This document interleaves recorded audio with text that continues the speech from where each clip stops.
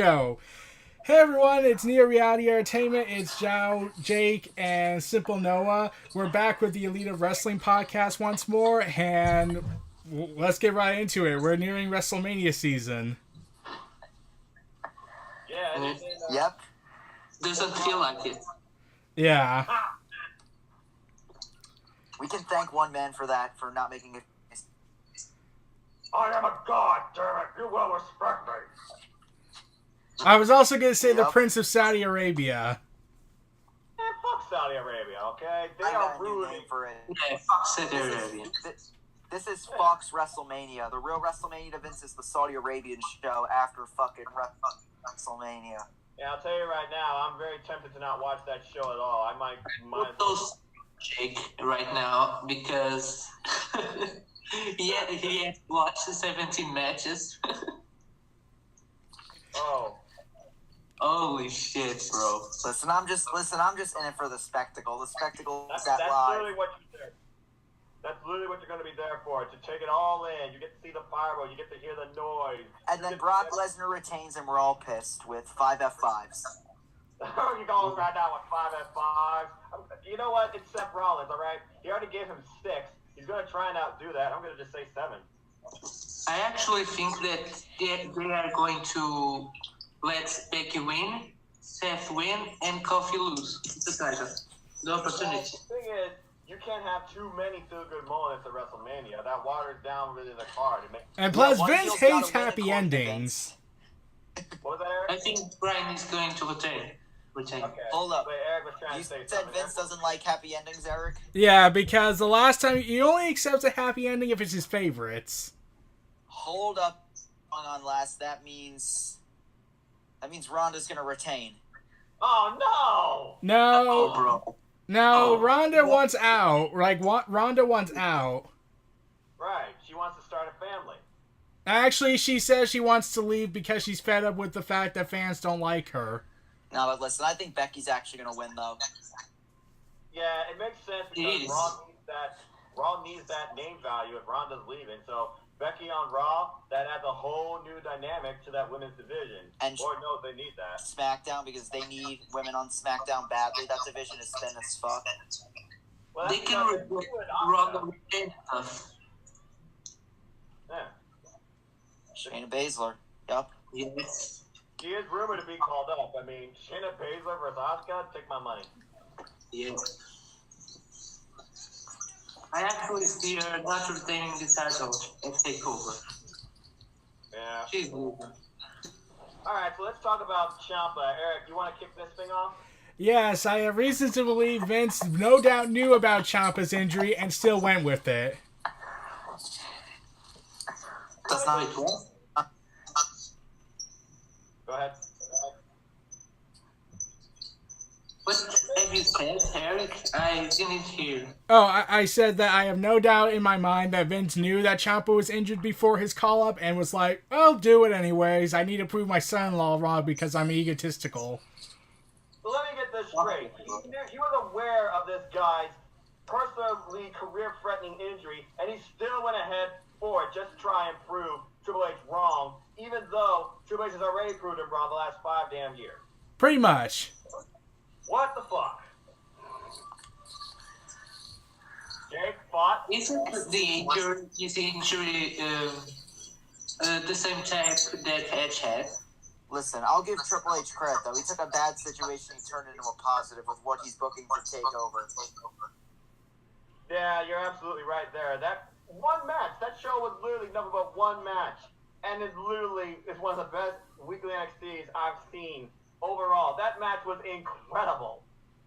Yeah, the Fatal 5-Way. In fact, here's the thing about that. I had hoped that maybe Triple H would get all 5 of those guys and Johnny Gargano together and said, okay, we're going to do a 6-man Hell in a Cell match for the NXT title. And then we're going to end the show with a current call moment with all 6 of them. Oh my god. And you can put the North American title on the line. Yeah, winner Whoever take wins all. the first fall gets the North American title. Yeah. Yeah. Well, I mean, hey, guys, we got our full takeover card pretty much, so why don't we just go ahead and predict it? I'll kick us off. Matt Riddle, Brew versus Velveteen Dream, North American Championship. Who's winning? title, Eric? Okay, that's a tough one because one, Velveteen Dream just won it, and Matt Riddle is still fresh and building up. So really, they kind of have a no-win situation here. Yeah, but there's got to be a winner. If I had to guess, Matt Riddle. So you think the Dream's going to be a transitional champion like Johnny Gargano? Who was shocked, by the way, when that happened? What? Do you think the Velveteen Dream is just a transitional champion like Johnny Gargano? Remember how Johnny Gargano just won the title and literally lost it within a couple weeks? Basically a transitional champion. Yeah, I was shocked by that. But here's the thing I found out about that whole angle they did. Go ahead. So it was reported that Triple H was finding a way to combat the spoilers. So he thought, okay, let's film two different endings. One where Johnny Gargano retains and the other where Johnny Gargano loses. And then we'll fool the fans into thinking which one is which, so they would have no choice but to tune in to see which definitive answer we get. Oh, so he was finding the internet. Yeah. Yeah, how'd that go? Also, Zhao dropped out for some reason. Uh-oh. Yeah, I just noticed that. Yeah, I did too. Awkward.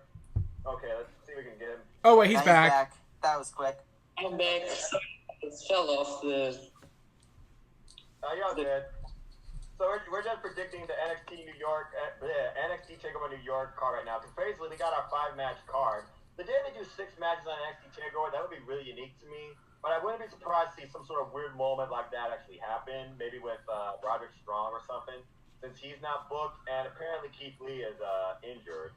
But going back to predicting this match, That's a Jake, bummer. who do you think is going to win the North American Championship? Velveteen Dream or Matt Riddle? Eric mentioned that Riddle's getting built up. I feel Matt Riddle's a guy who doesn't need to be undefeated. And like you said, I think Dream is not coming up anytime soon. I think they're going to keep the title for a little bit longer. Do you think Dream's going to keep it for a little longer? Yes, I think Dream will retain. Okay. Zhao, who's going to keep the North American Championship? Velveteen Dream or Matt Riddle? Zhao, you there? He's frozen. He froze. Man. Okay, wait. So, I don't see Velveteen Dream as transitional champion either, and I don't want Matt Riddle to become another Brock Lesnar, because I feel like that's something that they may try and do, especially if Vince gets a hold of him. We all know how high they are on Matt Riddle, but and we all know how much Matt Riddle wants to face and retire Brock. We all know that's never going to happen. Yeah, especially after what Matt Riddle said about Vince's product. Yeah, basically. That was good. I respect the bro. And Look at his. You should, with all his tweets and shit. You know Vince does not like how Matt Riddle carries himself. Oh, absolutely not. And John just dropped again. John must be having. Let's keep the conversation going. Let's not. Yeah, I the invite link's still up, so he'll probably come back. Okay, no problem. All right, So, next match. We got Pete Dunne versus Walter for the United Kingdom Championship. Walter. Yeah, I'm just gonna say Dream's gonna retain. And as far as that match goes, oh my God, get the ice out. Joe, you're back yet again. His chest is gonna be better than the new Daniel Bryan was. Freaking. What'd you say, Zhao? The call went off again. Sorry, guys. Oh, it's all right. You're back now. You're Yeah. good. John, who's winning? Matt Riddle or Velveteen Dream? Who's getting the North American Championship? I think Riddle is winning the title. Okay, so we're 50-50 on that because I think Dream's gonna I retain. love Dream. There is no way he's returning against Riddle. You really think so, huh? So the Dream is not going to hand Matt Riddle his first defeat. I think he's going to lose to Riddle, yes. All right. So, Eric, you brought up Walter versus Pete Dunne, which I am so damn excited about. Yeah. Ice and bruising. I love when Okay? I love when the UK title's defended on Takeover New York. I love when it's defended on like the takeovers. Like this is like the second time I think. Yeah. This is going to be one of the best of the entire weekend. In all honesty. Now, here's the thing. I don't know if this show is going to outdo the G1 Supercard, but I damn sure bet it's going to outdo WrestleMania for match quality. Oh. WrestleMania. We'll save that for later. Yeah, we'll save that for last. But yeah, as far as this match goes, Walter and Pete Dunne. Pete Dunne is now what, near 700 days as champ? That is unbelievable. And here's the thing I love most about that. The fact that the main roster acknowledged that was real. That say, he's the actual longest reigning champion of the modern era, not Brock Lesnar. Thank God. Because Thank Brock you. hasn't done shit. 10 title reigns in 500 plus days. Who the fuck cares? Freaking Pete Dunne's defended this I don't know how many times now and is legitimate and is on the freaking shows every damn week practically. Whether it's interviewer in ring. And don't forget, he's also defended the title in other independent promotions that have sponsored by WWE. Yes, ICW. He defended in a Fatal 4-Way, for example. You're absolutely right. I wonder what's next when he's going to lose the title. Oh, Jow, you say Walter's going to win the title at NXT TakeOver New York? Yes. I already called that Walter's going to win. I mean, like, it'd be kind of crazy not to have Walter win after Pete Dunne's done everything with it. Listen, I suppose they can do a screwy finish, but like you said, it's going to be brutality. Pete Dunne's chest is going to be destroyed, and Walter's going to win. Yeah, I think Simple. we're all unanimous. Yes. We got to see what's next, how Pete Dunne will further evolve the brand, not as champ, and we got to see who's going to be next to face the champ. I would love to see Tyler Bate versus Walter personally, but I'm with all of you. I say Walter's going to win the title. Yeah, also, did you see Luke Harper's tweet a few days ago? Yes, I saw he wants to fight I Walter. would love to, That'd be a great match. I would love to see. Luke Harper. Okay, let's talk about. Luke Harper is so underutilized. Yeah, isn't he? He's not injured anymore, right? Did he? Oh, he showed up at a house show a few days ago. So really think about this. He came back quicker than Bray Wyatt. Damn. What is that guy? Do you guys think Bray Wyatt is going to return at the Andre the Giant Memorial Battle Royal again this year? Probably not. Oh my! They're probably saving him for after WrestleMania. Yeah, it'll get a much bigger pop. Do you see him being repackaged in some way? No, I see him I coming think he's back to going the to same come back. Bray Wyatt, except Yeah. Exactly like Chick said. I agree. I would honestly like to see Bray Wyatt come back on SmackDown Live and challenge the new Daniel Bryan, but we'll talk more about that. Nah, fuck it. I'm sorry, guys. You can't have too many good moments. I'm going right now. I'm saying the new Daniel Bryan's going to keep W Championship. guys, we'll talk about that later. But I think we're gonna have one not happy moment out of those three, And what would that be? and I think it involves the Universal Championship. Yep, Oh, no. I agree. I think Brock's gonna retain. Jeez. Yeah, there are multiple factors as to why that would happen. Because one, Brock Lesnar doesn't care about wrestling. Two, he'll demand more money if he loses. Three, the Prince wants him from Saudi Arabia. God. That's a story And and they- going to win the and the- title there. And they're not heating up Rollins to face Lesnar. They're barely even focusing on the match. In fact, the So- match is more like a side plot for Roman Reigns' redemption arc. And Drew McIntyre. That feels like more of a bigger match right Sad now. to say, but yeah, Roman versus Drew McIntyre feels like the bigger match here, and that's only been built now for literally like 2 weeks. And Eric, I'm sure you heard Drew mention Roman's leukemia in his promo. Yeah, except whereas at least they didn't go and say that I hope Yeah, it you wasn't die from it. tasteless. It wasn't a tasteless remark. Yeah, it actually had some merit to it. Yeah. Okay. They haven't brought leukemia to the Rollins Lesnar story. That's surprising. No. Yeah, I mean, well, Paul Heyman, I don't think he's going to do that, so. Yeah, Paul Heyman doesn't need to. No, he doesn't. But these Paul Heyman promos, they're falling flat, too. No one truly cares about Brock or Seth. Anyway, speaking of Raw, Kurt Angle and Baron Corbin. Yeah, we'll go back to NXT after we die in this one. All right, who wants to start this? All right, Eric. So you sent us the rumor that it was. What was the rumor you sent again about the match? That it might be that it was made out of boredom. Why would Kurt Angle's last match be out of boredom? It's supposed to be an emotional moment Yeah, for him. It's in fact, you want to It's know? not a match. Here's the thing about that. Here's the thing about that match. WWE was like, okay, since we're the dictators, we get to decide who Kurt Angle's last opponent should be. Okay, does anyone have any ideas? I'm currently bored. How about we just give him Corbin? We don't really care. No, how about Shelton Benjamin or even John Cena? Or how about someone? How about Velveteen Dream? That'd be kind of cool. I mean, It'd be a little It would odd. make I mean, sense. he's staying in NXT for long. I mean, I feel like that's they're already called up Gargano, Ciampa, Ricochet, Black. I don't think they are going to call him up soon. Well, Yeah. I mean, I went to NXT Detroit for their farewell address they gave live, and they said Ricochet basically called off names about how NXT's future's in good hands. One of those names was the Velveteen Dream. I don't see Dream going up yet. that's why I think Dream's keeping the title at Takeover New NXT York. Takeover New York. Yes. Yeah. In fact, I'm convinced Triple H is going to try and keep Dream in NXT for as long as possible until Vince gives up his hatred for him, no doubt. Yeah, that will ever happen. We already know how Triple H feels about these call-ups. He necessarily feels like they aren't a good thing either. And he's not wrong. Let's think about all the call-ups, guys, that's happened so far. And you tell me the most relevant thing that Vince has done with these people. Where's Lars Sullivan? He is at home with anxiety issues. Where's EC3? Cleaning mirrors. He's on main event losing to Tyler Breeze. Where's Nikki Cross? She's Doing a nothing. And where's Yeah. Heavy Machinery? Yeah, and where's Heavy Machinery? Conga Lion.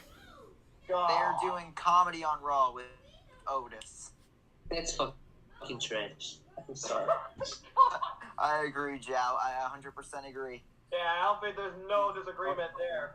Also, poor Ember Moon. Imagine this. If she was not injured and actually booked right, you can legitimately do, because it seems like the brand split doesn't matter anymore, they can legitimately do Ember Moon versus Asuka at WrestleMania.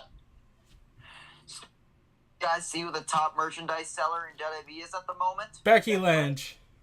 Yes! Oh, yeah. And speaking of her, people still think she's calling her when she calls herself the man. Yeah. The fuck, Was man. that stupid? Or just craving attention? Yep. People are stupid in general. I Alright. think that's it. So let's keep talking about women. NXT Women's Championship match, Fatal 4-Way. Who you see winning? Who you see eating the fall? Eric. I think Shayna Baszler's still going to retain because Kairi Sane and Io Shirai are doing this tag team thing, and Bianca Belair, I'm not 100% certain she's going to win yet. I don't think she's ready for the title, personally. I don't agree with what Sam Roberts said about her at NXT TakeOver Phoenix. By the way, he bashed her. Damn, that was harsh. Yeah, I was wondering, was this a shoot? Because this felt like a shoot coming out of nowhere. Yeah, I know, right? I mean, usually they're scripted by what they're supposed to say. Well, again, this is NXT, but this was the pre-show. This pre-show meant more to me than any kickoff show I've seen recently. So, yeah. So you think Shayna's going to retain? Who you see eating the fall? Bianca Belair. Aw, poor Bianca. Jake, what about you? I don't think that's happening. I think Shayna I don't see is Shayna good, retaining. and I think Bianca if she's is going up to the main roster. winning. Who's winning? Joe? What? Your Yeah, opinion? John, what'd you say? Yeah, I believe she's winning, and then at SummerSlam weekend, we will have Io versus Bianca for the title. So you're saying Bianca's going to win the title or Io? Bianca, At WrestleMania weekend, Bianca becomes champ? Huh. yes. Okay. I don't see it happening I personally. honestly don't see Bianca becoming Let's champ. see what happens. All right, hey, bold prediction. Jake, who you think's winning? Never tonight? know. Yeah. I think they're telling a story. I think this Io Shirai Kairi Sane is leading to a heel turn for one of them.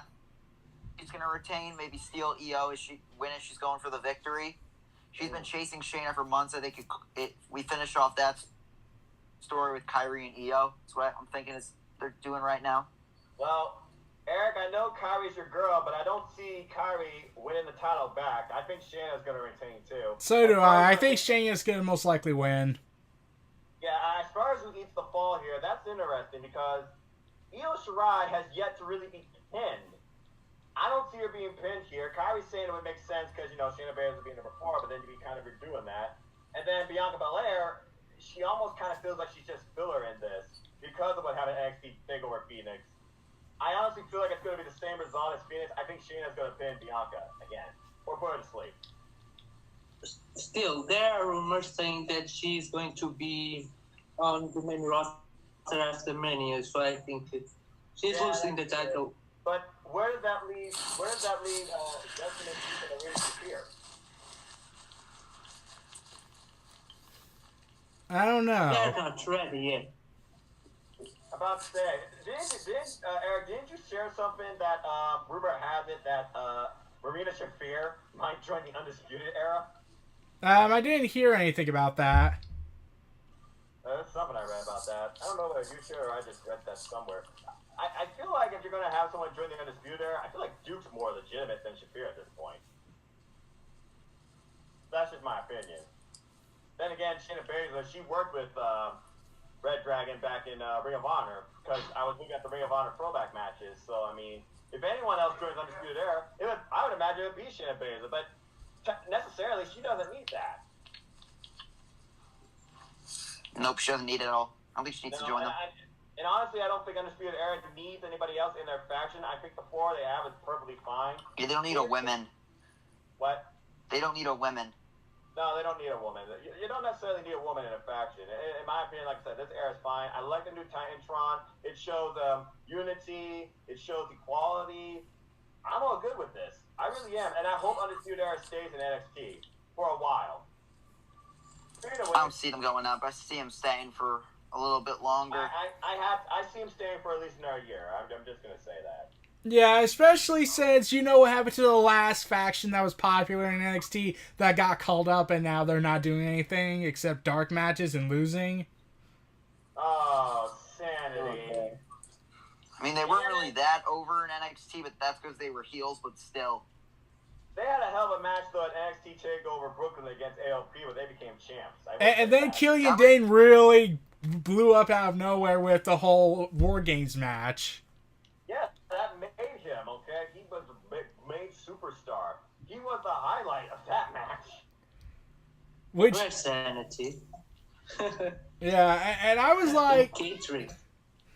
I was like for months advocating that, okay, I need to see Luke Harper versus Killian Dane.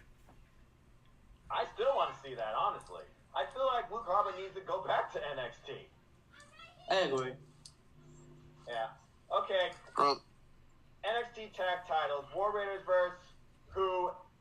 It's got to be Aleister Black and Ricochet. Are we really going to see War Raiders versus Forgotten Sons? Truth be told, they usually go heel versus face mentality. But NXT can pull off face versus face mentality. I feel like Ricochet Listen.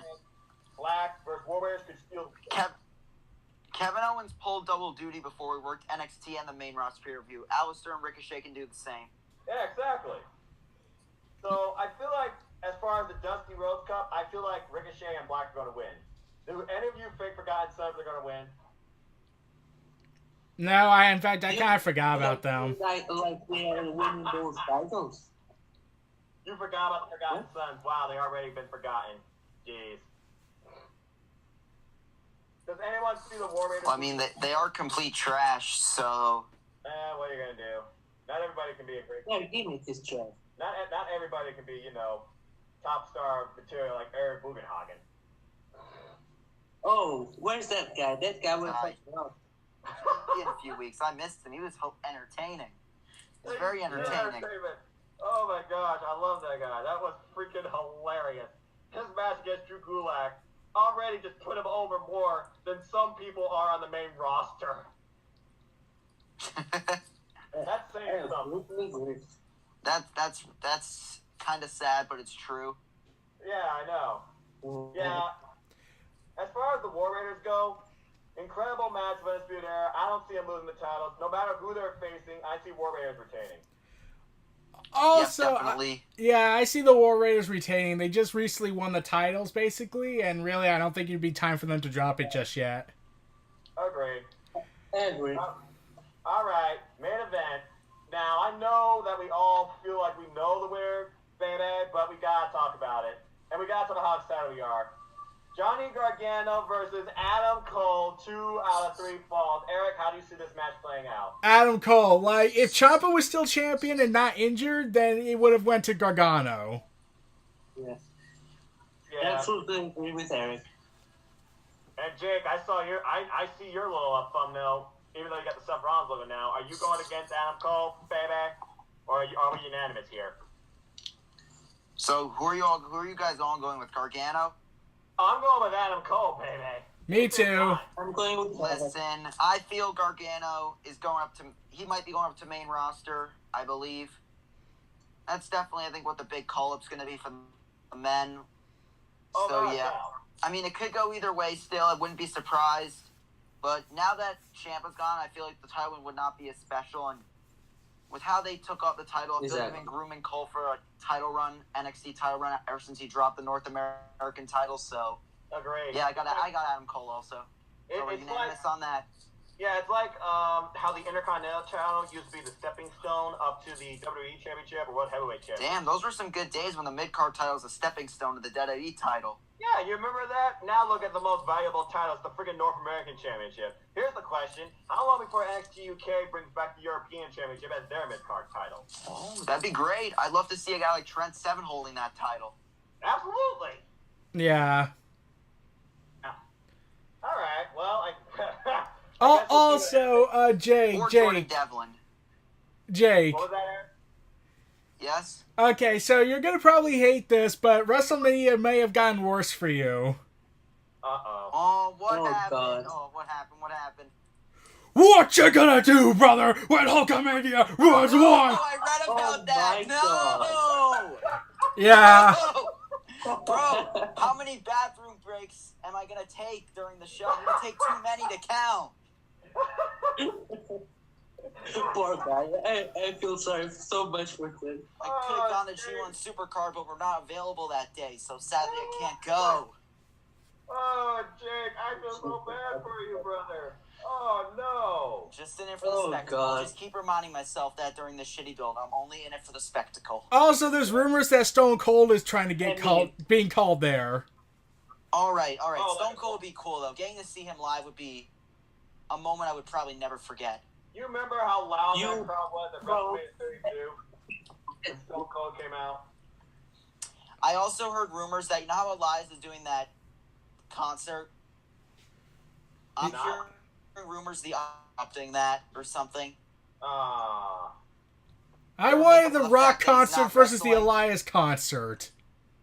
Yes. Why can't? Yeah, The Rock should be the one to interrupt. Yes, absolutely. They should do like a tandem concert together where they're both playing off each other, and then it ends with Rock going over the moment after Elias tries and hits him with the guitar. I heard rumors about The Undertaker interrupting Elias. Ah, jeez. I Uh, also heard Undertaker's gonna be wrestling at WWE Blood Money. Oh, Yeah. they're calling it Blood Money? How fitting. I thought No, they were I'm gonna calling call it Blood Money. It's not actually called Blood Money. Yeah, well, might as well be.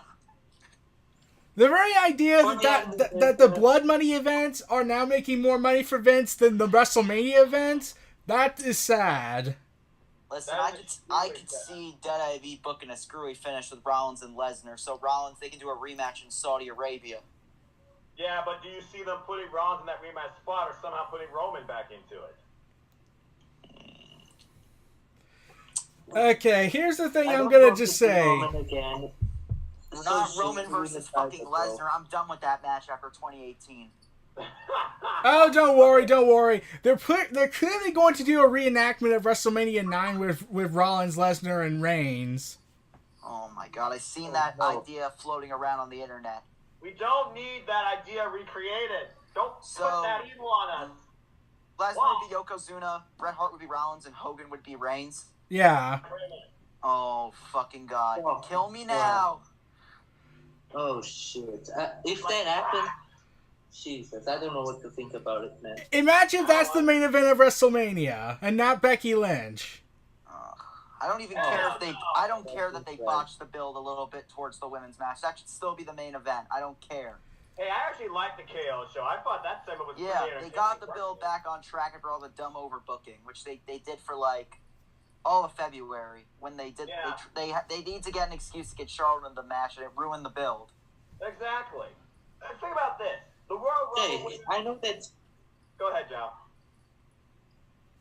Jake. I know that you are a Charlotte fan, but let me tell you something. I think that the fact that she is in this feud brought it down, in my opinion. I In my agree. opinion. I mean, it's kind of ruined the build. Yeah. Yeah, I mean, like, everybody wanted freaking Becky versus Ronda 1-on-1. yeah, like, here's the thing. A lot of people say this. It'd be like putting The Rock and Hogan's match and adding Kurt Angle to it. Yeah. Yeah. We don't need that. I do agree. Like, Charlotte Kurt Angle's a great technical wrestler, but she doesn't belong in the match. Absolutely. Okay. Let's talk about G1 Supercard, which I feel like, again, and I'm on record for saying this, I feel like G1 Supercard and NXT TakeOver New York, if you were to combine those two shows back to back on the same day and look at the total amount of time you get between those two shows versus WrestleMania, it's still probably shorter than WrestleMania, and there wouldn't be one moment on either of those shows you'd be like, this is boring as shit. Yeah, pretty much. Yeah. All right. True. So let's see here. So we're all pretty much in agreement here. It's gonna be Jay White versus Okada for the IWGP Heavyweight Championship. Yeah, pretty much. Okada winning the title back. Okay, here's the thing about that. I get the feeling they might do that because originally Kenny Omega was supposed to be at the G1 Supercard and was supposed to lose to Okada. But then they explained that Kenny was going to leave, so then they had Kenny drop the belt to Tanahashi, and then Tanahashi, he lost the belt to Jay White. Yeah. But now you're in a situation where Jay is like, he's their new top guy. Do you want him to lose it in his first title defense? Yeah, that's true. It's kind of a no-win situation, but I don't know if they want Okada losing again to Jay White. And would people be able to resonate with Okada winning the IWGP Heavyweight Championship on U.S. soil? At an arena like Madison Square Garden, I think people would eat that shit up. Yeah. Yeah. And also, it's I'm wondering, what do you think Vince is going to do with business with Madison Square Garden following the, quote, betrayal? I mean, he still ran a live event there in December, even after they announced Yeah, about the pay-per-view. They did that mega NXT tag team match, so I mean, chances are they probably just won't use it as much. I really really hope they put that match on the network one day. Yes. How great was that halftime heat match, by the way? Phenomenal! My word. That was the greatest part of my freaking Super Bowl Sunday, that's for sure. Wasn't this like the lowest scoring Super Bowl on record? I don't know. I don't watch Super Bowl. Me neither. I just heard an article about that because I have friends that do. Jake, You didn't miss anything. The game was terrible. Also, there's another thing about how bad WWE's management's getting now. Go for it. What happened? So not only is it said that Hulk Hogan might be coming back to do something at WrestleMania, guess who said in an interview that the door's open for a return for him? Alexa Del Rio. Yeah. Oh, we already have our Latino guy. We got Almas. Yeah, but also you have to think, if Del Rio comes back, how do you think Paige is going to feel about this? I mean, she's not God. wrestling. She can just leave now. Yeah, pretty much. I mean, she's not wrestling anymore. What's her freaking role anymore? Why did they drop her as general manager? Oh, they said they wanted her to promote the movie. And Listen, now, here's what's gonna happen when the buzz of the movie dies down. They're gonna let her go, most likely. the buzz hasn't died down yet? Nah, people are. It's still not like theaters, and like is what I'm trying to say. No. Yeah, also, I believe there's been word going around that they might be considering her for commentary. I would be okay with that. She will be better than Renee, in my opinion. Renee is fucking awesome. Listen, I like Renee at first, but she's kind of been exposed over the past few months. Well, what do you think? What do you expect when Vince is screaming in your ear to do stupid Oh, statements? and actually, another thing, but I don't want Paige to be a commentator if that's the case, because then she'll have fucking Vince screaming in her fucking ear. Yeah, I'm about to say, you really think Paige is going to deal with that? No, she's not. If you know Paige as a person, she has a very hot temper. She doesn't take well to that stuff. Oh, yeah. Oh, by the way, congrats to Selena Vega and Aleister Black. I hope they enjoyed their honeymoon. What is this all about these relationships lately in WWE? I mean, we had the marriage with Sarah Logan and one of the War Raiders. We have Aleister Black and Selena. We got potentially Charlotte and Alma. Becky's rumored, Listen, and now Becky's rumored to be dating Seth. The man dating the man. I love that, actually. the memes. The memes. Yeah. Oh, you mean there's going to be more memes for this than there was for Ronda Rousey? You guys saw Becky's latest tweet, right, about Ronda and her husband? Yeah, how Yeah, she's well- been told to go easy on them. I mean, she's not wrong about Ronda being sensitive. Extremely sensitive. Well, I mean, you already heard Eric even said it. She wants to leave because she doesn't like the fact the fans aren't liking her. I mean, like, what do you expect from fans who respect kayfabe and only for Ronda to just go ahead and machine gun it to death? She said the F word. She said it was fake. We're freaking sports entertainment fans. Do you really think we give a fuck about that? We watch it still. We don't want to believe it's fake. Listen. We know it is scripted. We don't need to hear it. I really don't think Ronda cares anymore. I think she's leaving, so she doesn't care. Yeah, well, it doesn't mean she has to bash it like she is. It's not like it's building up anymore to her credit. Listen, at least Ronda actually respects wrestling, and she actually likes to wrestle unlike Brock. All right, I'll give you that. Yeah, at least she shows up for Yeah. all her events, whereas Lesnar is like, give me $1 million. Ronda's a full-timer for the most part. I thought it was 600,000 for every appearance or whatever. Okay, remember how Brock Lesnar and Undertaker had that Hell in a Cell match? Yes. Yeah, Lesnar actually it was supposed to happen at WrestleMania 32 or 33, was it? That and not at Hell in a Cell event, but then when they decided to have the match changed to Hell in a Cell earlier, Lesnar was like, "Okay, give me $1 million," Yo. What? and What? Vince gave it to him. Wow. He really demanded that much Vince to is work a rough, B-level bitch. pay-per-view. Yeah, pretty much. That's ridiculous. That's pretty ridiculous. Jesus fucking Unbelievable. I'm like, you saw Lesnar's true feelings about wrestling as a whole. Like, you saw him throw the Universal title at Vince. Yeah, WWE Vince said, "Hey asshole," even though. Yeah, that's I don't was think fun. that was Vince. I think that was someone else. Oh yeah, most likely. It Yeah, sounded that like was good. Road Dogg's. He was like sitting right next to Vince. Yeah. I'm trying to wonder, like, how do you not fire the guy for his blatant disrespect, and you could have actually injured Vince? Because he makes the money. It's all about the money. It's all Yeah. about name value too. But what does Lesnar actually do other than stand around? Like, he doesn't. He doesn't. Lesnar has no name value anymore. They milked all the money they could out of him. And like, he Yeah. doesn't do interviews and whatnot. He kind of stays to himself, and all he does is go hunting. And farm, he's a farmer. Remember that. Just go home and sit on his couch, eat a steak or whatever, you know, with his wife Sable and all that stuff. Oh, should we even talk about Tori Wilson and her Hall of Fame induction? I don't have a problem with it anymore. It's Look, yeah. so long as it's not the Bella twins, I think I'm cool with it. God, That's we're- we all know that, Eric. We all know that day's coming. I will continue to play Denial until then.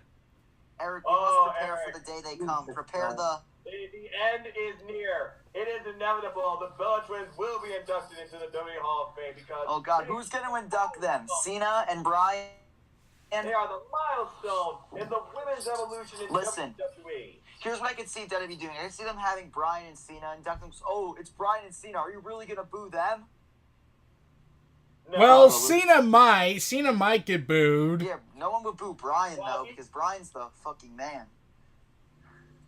Huh. Yeah, that's true. But then again, John Cena, he's the definition of controversial. So, of course, they're going to boo or cheer him. Listen, we're actually cheering Cena now. Debbie got to cheer for Cena full on. Did you hear that reaction on Raw? Yeah, in Chicago. Yeah, In Chicago, they were chanting, "We In want Chicago. Cena." Can you In believe Chicago. that? In Chicago. Chicago people. Yo, Cena you know what I've Punk been people circle. saying? People are saying, "Oh, it's Baron Corbin getting legit heel heat." I don't think calling for someone else's name to wrestle Kurt Angle is called legitimate heel heat. It's called. No, we don't this give a case damn. is go away heat. Like, Yeah. But at Go the same away. time, it would help if we just didn't say anything about the match, because then people, oh, never mind, we should, because then Vince would say, oh, they don't got a problem with it. And here's the thing. This is what Vince cares about. We're giving this match more attention just because of how much we hate it versus what he thinks we would give in the amount of attention versus the match we would love. The fact that we absolutely hate, and all in unison hate, the fact that Baron Corbin is currently a fair opponent, this match is probably getting more attention than most of the matches right now on the WrestleMania card. And apparently it's not a swerve either. Like, this wasn't a swerve. Unfortunately. They actually had plans to go through it. It looks like they might cancel it now, so Yeah. let's just hope. That might change it. Because, Jesus, what a horrible idea. Kurt Angle's wife freaking agreed with the WWE Universe how bad this is. In fact, you want to know the twist? What? Kurt Angle What? reportedly was saying he had wished he had a better opponent. Wow. Why wasn't Kurt allowed to choose opponents? It's last match. He should have the It's a freedom farewell to match, choose who he damn wants it. to wrestle. Let me ask you this. Did freaking Ric Flair get to choose his farewell opponent, and Vince chose that as well? Listen, I would have much rather have seen Gable versus Angle at Mania than Corbin versus Angle. I want to see Shelton Benjamin. I want to see John Cena. I want to see Samoa Joe. At I want least to see Drew At Gulak. least it's giving someone new Yeah. a big spot on the Mania card. Imagine Drew Gulak, submission specialist versus submission specialist, an incredible mat game based match. I think that would be a killer right there. He's and The there was vanilla some more midget. exposure. You can't retire Kurt Angle as a vanilla midget. Oh, fuck that. I'm a god. Yeah, what did you all think when I showed you that report that Vince legitimately thinks he's actually a god? Yeah, I know. I mean, it's one thing Bray Wyatt said it. That was just part of his character because of power of persuasion. But Vince legitimately believes he's this. Freaking McMahonism. I wrote the Bible. I'm like, dude, what the hell? You need an exorcism from yourself. Speaking of Vince, I read some Jesus. stories earlier about what wrestlers' first encounters with Vince. Speaking Oh, of that, did yes, I did. you? Okay. And there was this one that caught my eye. So he met, it was Brian, I think he came to WWE. He said, he met with Vince and he said, hey, I heard you're really good. And Brian said, I'm okay. He was being honest. Vince got pissed. What? Wow.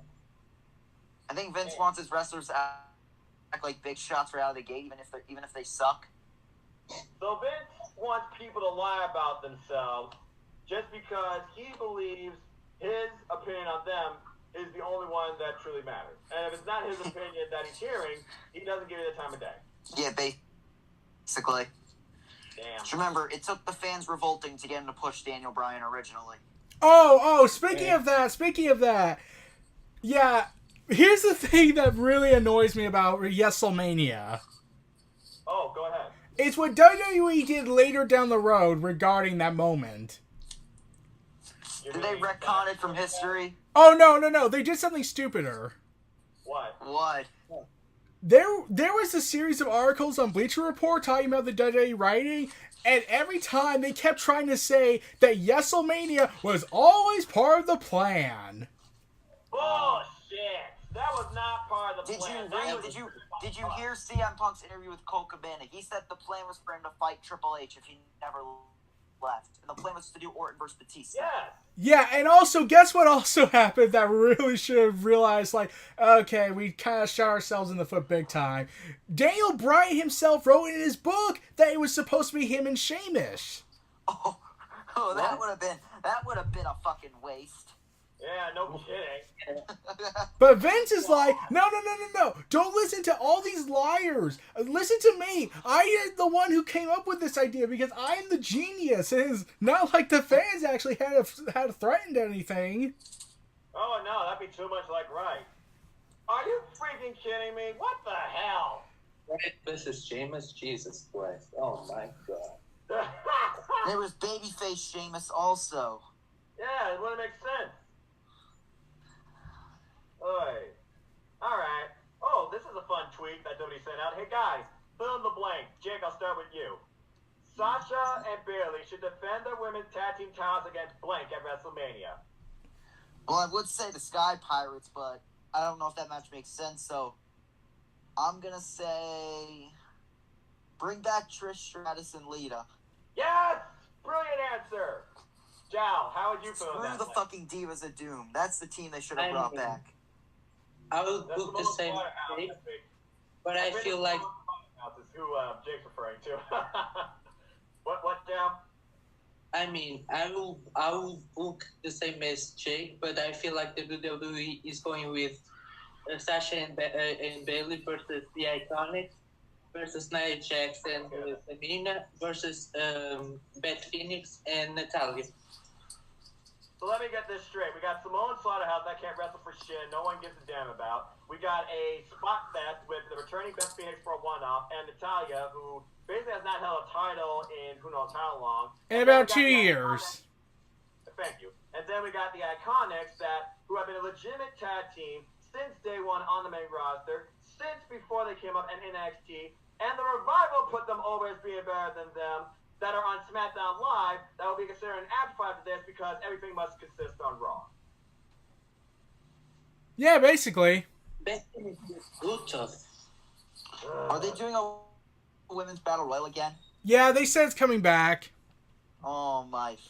So I think we know where Asuka's gonna end up most likely if they change Listen, it. I think Lacey Evans is winning that. That's the rumor. What? Oh God. At least She's Lacey fucking Evans bad. will do something. And she They'll hasn't have done them sneak- nothing but they're come out doing in a the- different they're doing outfit, the- wave to they're the doing- crowd and turn and walk. I saw they're- this live at W Fastlane during Alliance's concert. What's the point of this? It's the Eva Marie heat. They're trying to get Eva Marie heat for her. Oh God. Yeah. Well, here's the thing though. Lacey Evans can actually kind of wrestle. Eva Marie couldn't. Meh. That's like saying Leo Rush becoming the new Enzo Amore. Listen, at least we're not getting Lacey Evans versus Asuka at WrestleMania. Imagine it happened. And actually, speaking of Asuka, I heard what they're doing with how they're going to get a new number one contender for her, Eric. Do you want to hear how? Fatal 4-Way. Yeah, that's what they're doing. I hope Sonya Deville wins. I mean, she's like the only person that makes sense. I agree. heard that they are doing Sonya and Mandy versus I'm Sonya. surprised they're not going with a multi-woman match for the SmackDown Women's title. I'm surprised they're actually Oh. doing one-on-one. Mania, folks. Triple They are Mania. doing the triple threat with Sonya, Asuka, and Mandy. Well, that was my original idea for the SmackDown Women's Championship, Listen. and in my opinion, that should have happened at Fastlane. At least that triple threat would make sense. Yes, exactly. Oh wait, I just remembered something. What? Okay, so there was a time going around during WrestleMania 30 that it looked like most of the it was rumored at a time during WrestleMania 30's build-up that all the matches were going to be triple threat matches as a pun to the fact that there's 3 X's.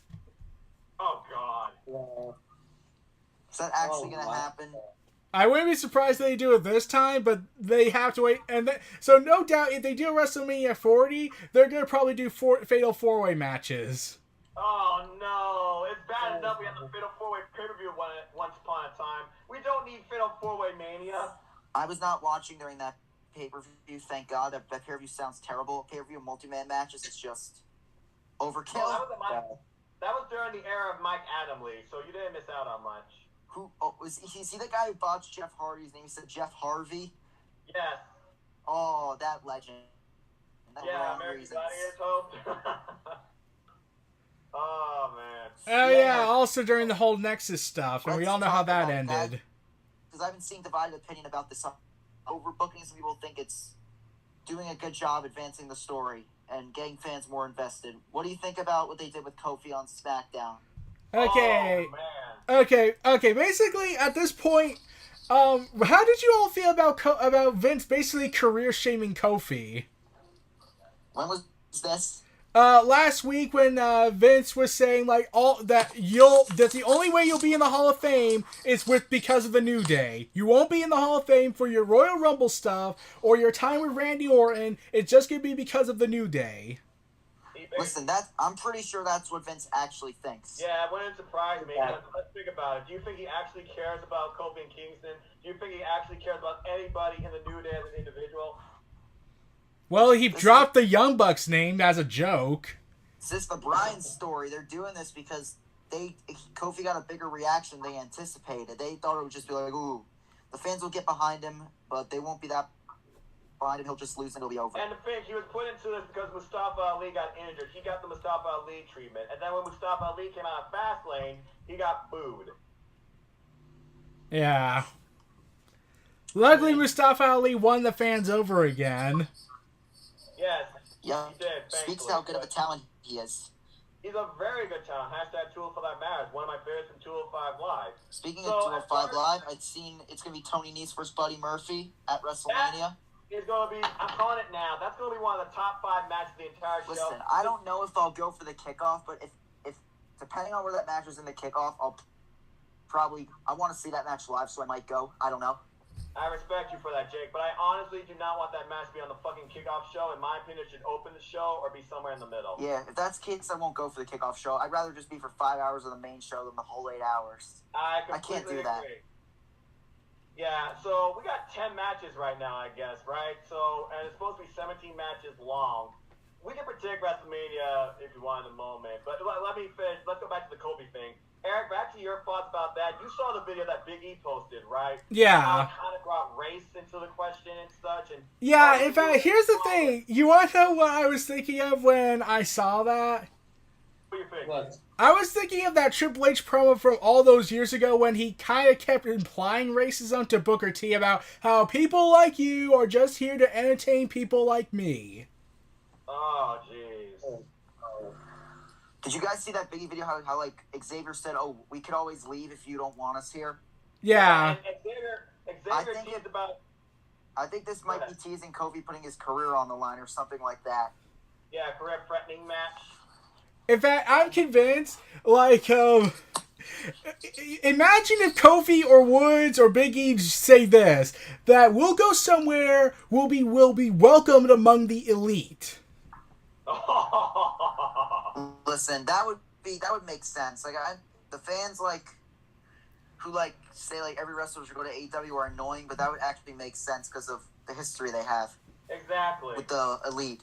Yep. The elite. Yeah, absolutely. So, what do you think is going to happen next week, Tuesday? Occupy SmackDown Live or a callback to Mankind when the Helmsley era and The Rock and the Roster went against them? Probably the 2000 angle. Yeah. In fact, you want to know what should be an actual consideration, but I know they're not going to do it? What? They should have Triple H come out and say, yeah, Vince, remember what happened last time when we labeled someone a B+ player? They proved us wrong. Big damn time. And Yeah. Triple H overturns Vince's decision because, remember, Vince shouldn't technically still have power. Triple H has all that power in storyline. Remember, the board of directors removed Vince from power and just made him a puppet figure.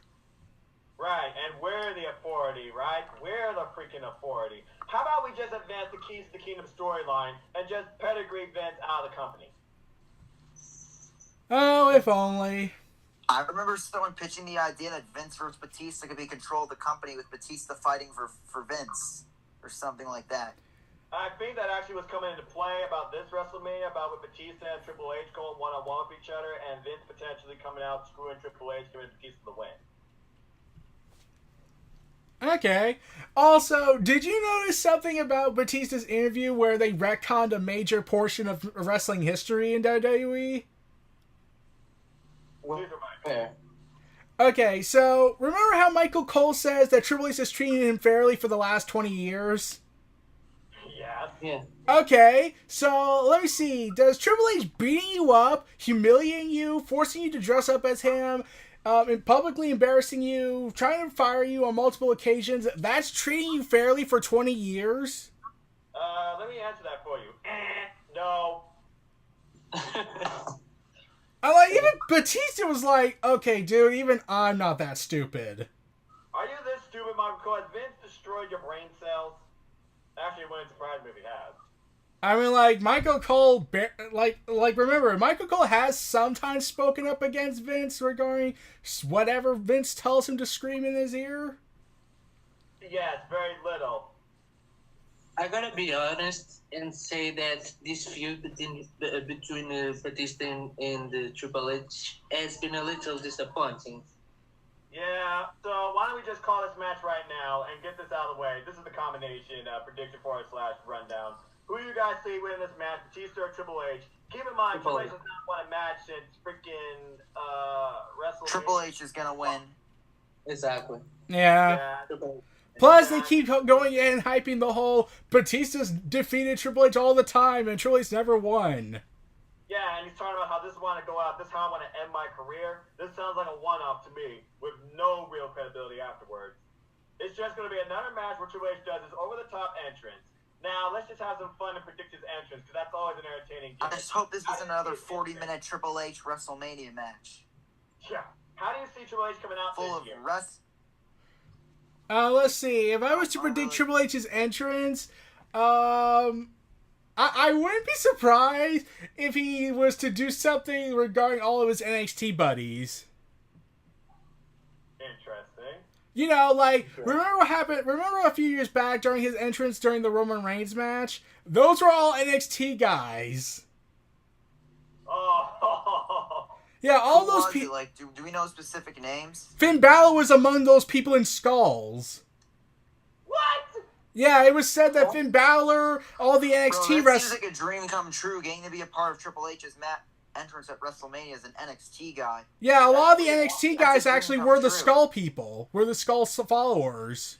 And you guys remember at WrestleMania 30, like, Triple H's, like, Yeah, Sasha. his guardian angels were Alexa Bliss, Sasha Banks, and Charlotte. Yeah, the goddesses. Yeah.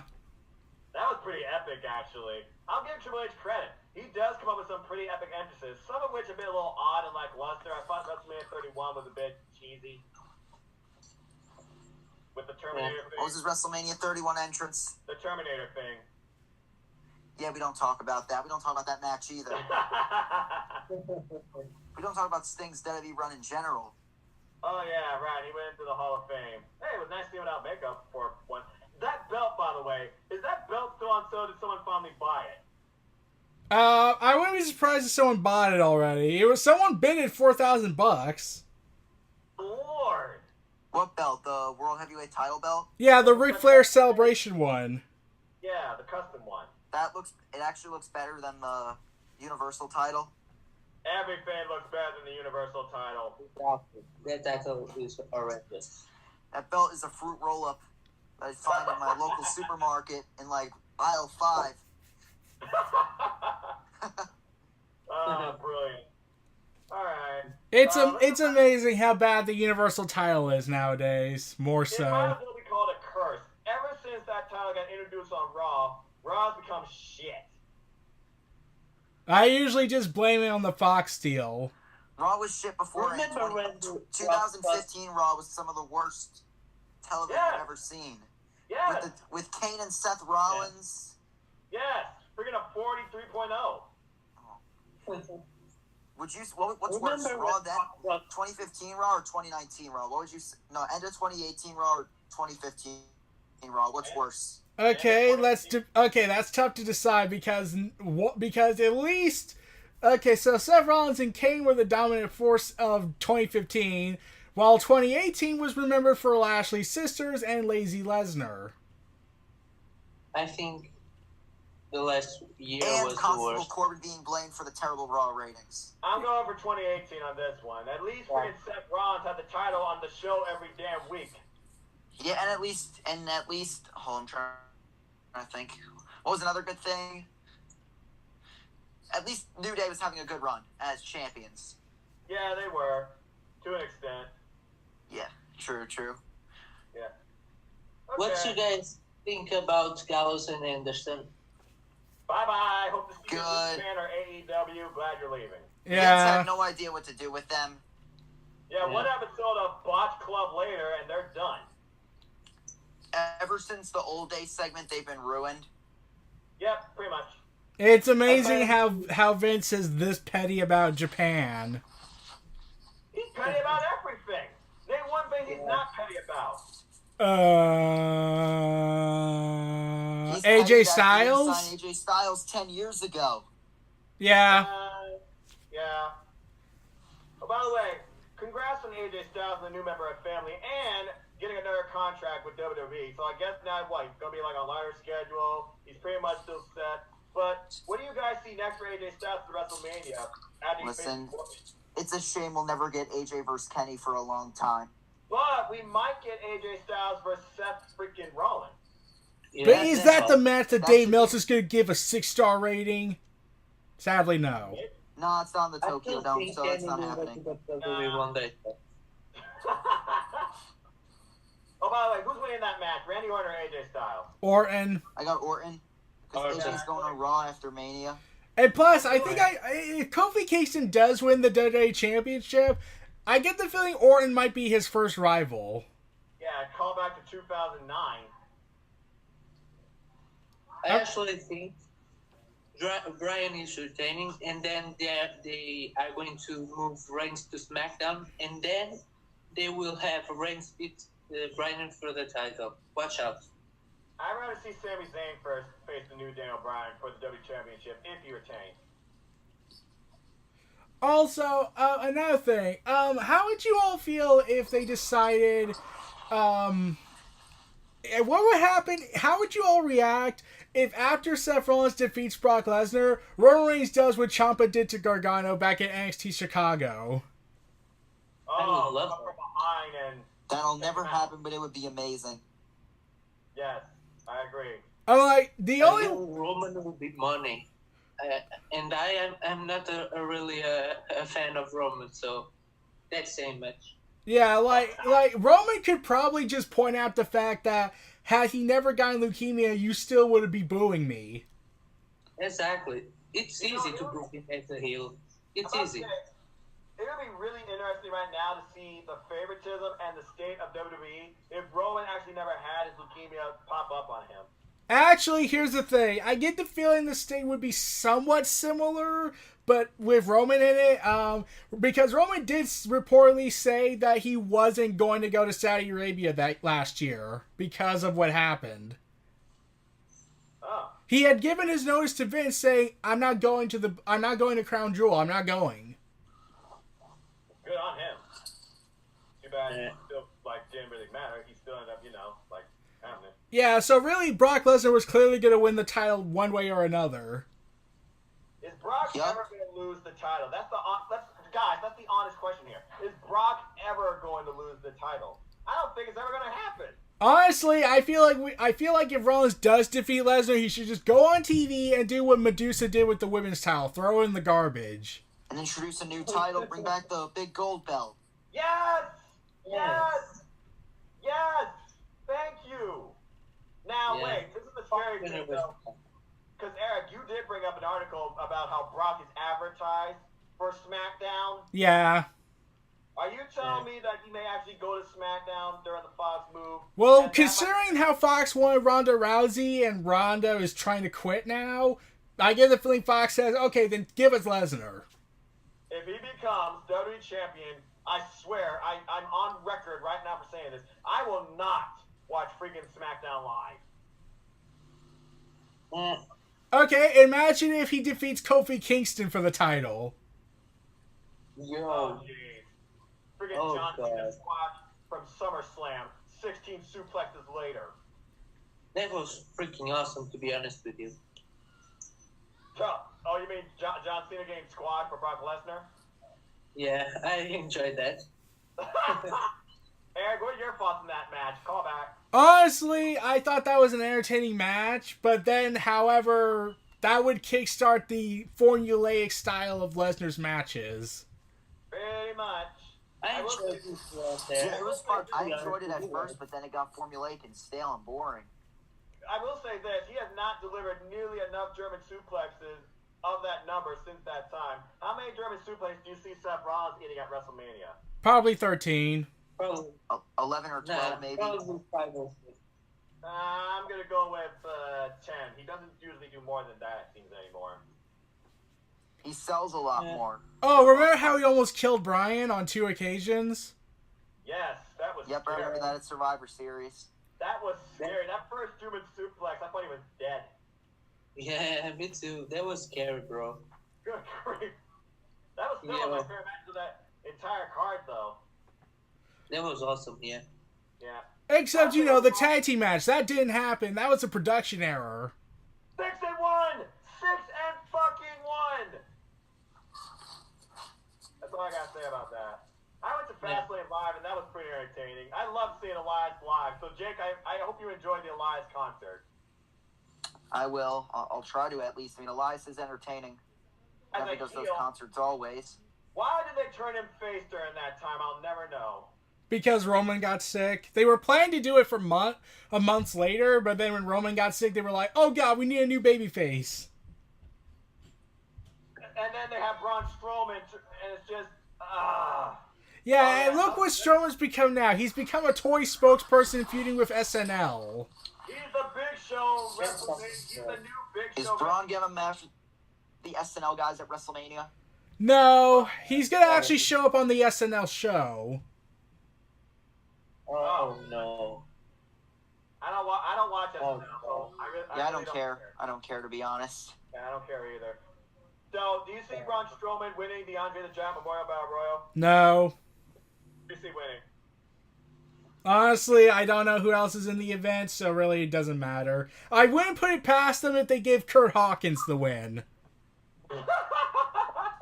Why would they do that exactly? Imagine. Because they would think that his losing streak ending at WrestleMania would be a WrestleMania moment. I mean, he's 200 and something, so I guess it has to end eventually, but I feel like it would make more merit if it ended on the following Raw to, like, I don't know, Baron Corbin. Imagine if Kurt Hawkins' streak ended when he pins the Revival. Remember when that feud was going around? Oh, hell no. Oh god. Imagine if that had happened. That would have said, well, that's it. The Revival should turn in their contracts now or just quit. Well, the Revival already stated to a fan that showed their kids having the Raw Tag Team titles, like, hey, look, Revival, my kids want to be champs like you. And the Revival responded, don't put that curse on them. The Revival don't even care about being Raw Tag champs. Because, let's see, the last time they were used, they were on Main Event and they lost to, I don't know again. Who's on Main Event? Who owns that show? Ascension? No. Oh, no, they lost to Titus Worldwide, I think. What? Whoa. No way. Who did? The Revival. Oh god, no, bro. Where? On what show? Main Event. Main Event, the one show we don't care about that we wish didn't exist. Oh my Wow. god. Jinder Mahal show, basically. I read they didn't eat the pin, so thank God. God. Oh, wait, not Titus Worldwide. Let me double check. I need to double check on this. Like, I keep getting something wrong. Like, it's been a while since I looked up any spoilers about that because, let's be real, who cares about Main Event? No one cares about main event at all. Oh, wait, I got it now.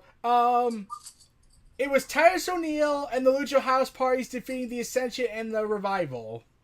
Oh, God. And Jesus Titus would Christ. get the pinfall victory on Victor. Wow. Where's the B team in this? Jesus. Oh, don't The remind B me team of were that. tag team champions. Yeah, god. Yes, and they beat the Revival. Oh my god, that was complete trash. And especially Bray Wyatt and Matt Hardy. There Garbage. hasn't been relevancy to the Raw Tag Division since friggin' man. The Raw Tag Division's just been bad. Last time it was relevant was when Ambrose and Rollins were fighting Ziggler and McIntyre. Remember that incredible match from No Mercy with the weird finish and how he just passed out basically on top of it? That was incredible. Or was that Hell in a Cell? I don't remember. It was Hell in a Cell. I think it was Hell in a Cell, yeah. Yeah, because Brock Lesnar came back, tore the cage off the red cage, all that They shit. need to do away with these gimmick pay-per-views. Yes, I agree. Like, honestly, Thank you. I was advocating for months that before Ciampa got injured that their last match should have been Hell in a Cell. What a fitting end and a first for NXT. NXT knows how to treat a gimmick. They know how to make a gimmick feel special and not water it down. Exactly. What are your I guys' was thoughts? doesn't seem the same Yeah, on the main roster. I feel that way. I agree with you. What are your guys' thoughts on having a pay-per-view every month? Do you think they should stop that format and go back to the old days with like a pay-per-view once every other month, or Or just do what, or they could do this. They could just do what they did during the first brand extension. One pay-per-view for Raw, the other month for SmackDown, and then they would do a super show in between WrestleMania and the pay-per-view after Royal Rumble. I completely agree. I feel like there's just so much, and a lot of it's filler anymore. It's just ridiculous. And every pay-per-view now has to be almost as long as WrestleMania, it seems, if not longer. Uh-huh. Purely insane. Aren't they supposed to be doing another like Super Showdown this year or something like that in place of Evolution or whatever? I have no They idea. should keep Evolution as a pay-per-view. The first one was so good. It was one of the best pay-per-views of 2018 from the main roster. In fact, you want to know something about that? Stephanie McMahon was asked this question, and she completely avoided the topic. Like, And why is Evolution not coming because- back? No, they were asking, I like, heard is there going to be rumors. another Evolution? And Stephanie was like, moving on. I've heard rumors that Evolution is not going to happen again. No! Listen, we all know why Evolution happened a week before Crown Jewel. It's just a cover-up for the women not being allowed to wrestle on Crown Jewel. In fact, here's the thing. Here's the thing that I said on Twitter, that I'm convinced that Vince, no doubt, would have gave the women's main event match at WrestleMania because as a consolation to the fact they're not getting Evolution or Saudi Arabia. Right, but then they're trying to push for a women's match on freaking Saudi Arabia. You really think they're going to let that happen? Yeah, in fact, I was saying this. There is no problems that will come from this from a nation that has a secondary prejudice towards women. Oh, no, not at all. And this won't set back the women's evolution at all that W claimed they started. Or if right? there's a wardrobe malfunction, it won't start a riot or anything. No, not at all. There won't be tear gas or riots or bludgeoning. There's not going to be, like, security running down to the ring and tackling. Nah. Are you fucking kidding me? God. Like, for real. Do you remember when WWE went to the Greatest Royal Rumble? They showed an ad with Carmella on screen, and, like, they had to, like, issue a statement apologizing. WWE did. Yes, exactly. Absolutely. Because she wasn't fully covered. Yeah, absolutely stupid. Oh, how about this, by the way? Bringing back edgier content with the whole Alexa Bliss and Mandy Rose type of segments that got the most views during that week. So we're going back. We're trying to degrade the fact that, we started Women's Evolution where we care more about the in-ring performances and not as eye candy, right? I guess that just went up in the air. Oh, it's all part of that, we need to make it WWE edgy and cool, and I'm like, okay, how about darker storytelling? How about actual character development? How about we get blood capsules and have people be bleeding? Yeah, how about that? How about no blading? How about better storylines? How about better matches? How about something that makes the fans actually invested in your product versus just talking like, hey, I'm at the stadium. Hey, this is happening. Let's face it. How many people actually care about the product and see what's in the ring versus just talking about it on social media? Do that every week on freaking Monday Night Raw. I tell you right now, brothers, if it wasn't for you guys, I probably wouldn't even be watching Raw in its entirety anymore. I usually just did it for the YouTube clips. I Yeah. don't blame you. Raw is complete garbage. I think SmackDown Live gives us slightly better wrestling content. Their problem is they don't know how to use their roster to the fullest, and they use the same people every week, and the venues aren't selling nearly as better. You should see SmackDown's venues. They're terrible. You should see the attendance for the shows. You should see those pictures. Yeah. I went to a SmackDown in my own town, guys. I witnessed it firsthand. How bad was the attendance? The hard side was nearly empty for Listen, at least I went- two-thirds of it. December And the top portion 2017. was I carved remember off. the attendance actually being decent. That's because New Jersey's a big wrestling market. True, but Toledo, Ohio, not so much. Also, this is WrestleMania time, so of course you're going to have your best selling out here. Yeah, that's why they're Because- going to the big cities now, like Chicago and Philadelphia. New York, Houston, LA, Where are they going to be this week? Orlando, Let me check. Detroit. They're going to be in Las Vegas, I think. Yeah, Oh, Las Vegas. You guys think they should bring back Are they like doing Raw it at the- Roulette? are they doing it at the MGM Grand Arena where they're doing Double or Nothing? Yes. Interesting. Yeah, I bet you it's not nearly going to be as popular. All right, let's switch gears and talk about something we're all excited and happy for, because a lot has happened since our last podcast. Yeah. We are the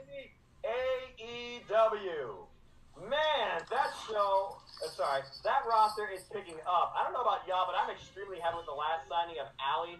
I watch Impact mainly because of the Allie Rosemary storyline, and I followed Allie since her development in Smash Wrestling, and she was in Japan. I'm extremely excited for Allie in AEW. A lot of people I'm excited for. AEW right now has me more excited as a wrestling fan than I've been in years. Eric, what are your thoughts on AEW and their overall roster so far? Well, let's see. I'm glad that they're trying to get new people in and people we've never heard of onto that big stage and see. Okay, let's see how well you can handle on a mainstream attention span. Yeah, give them a chance. They're giving them the chance to sink or swim. Like, we're giving you the shot. Like, you're part of the new promotion. You'll get more exposure now. And plus, it's not out of the bitterness like, oh, I'm gonna push these guys into the water and I hope they drown, aka Vince. And Right, Cody exactly. will know. Cody will know if someone's not quite ready for the big spotlight. He'll put the people who are lesser known in the spotlight that he knows are ready for it. Yeah, literally at that place, we are the authority. The place is driven by the fans. So, honestly, I feel like a lot of good things are going to come out of this, and we're going to get a lot of hidden gems become stars out of this. Double or Nothing is going to be more featuring the main event guy. Like Pac, Hangman, Cody, the Young Bucks, the Lucha Bros, Jericho, Omega. Well, I think Fight for the Fallen was going to be more about featuring the new guys, the future of AEW. Yeah, exactly. Like Sammy Guevara, Ali, Kaylee Ray, and Nyla Rose. Sammy Guevara, MJF. Yeah. And we also got two random new people from Oriental Wrestling Entertainment that will be facing SCU. We have no idea who those two are going to be. I heard they have a very unique style of wrestling over there in China. Yes, they do. I was watching a little bit of it. It's very different versus like Pro Wrestling Noah and NJPW and all that type of stuff. Is it good? Like, is it fun to watch? It's pretty fun to watch. You kind of need to get an idea of what to expect, though, to really understand it and kind of be invested. Listen, I think they gave them a good 3 opponents. Like, the SCU guys can lead them. Oh, absolutely.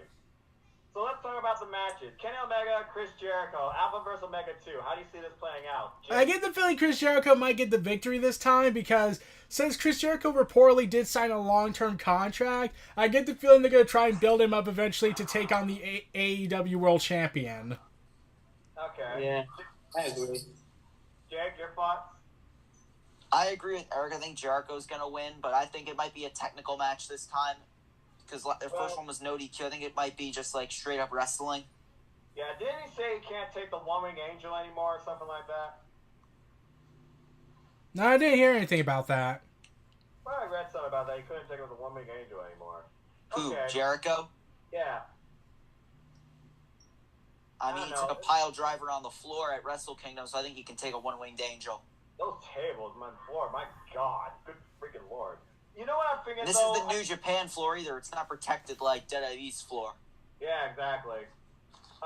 You know what I'm thinking, though? Because I keep thinking about Chris Jericho and how he wants to become IWGP Heavyweight Champion in New Japan as well. I honestly feel like we might see Jericho at Madison Square Garden, and he comes out and attacks Okada after Okada loses or wins. Or maybe Tanahashi. Well, if we get Tanahashi...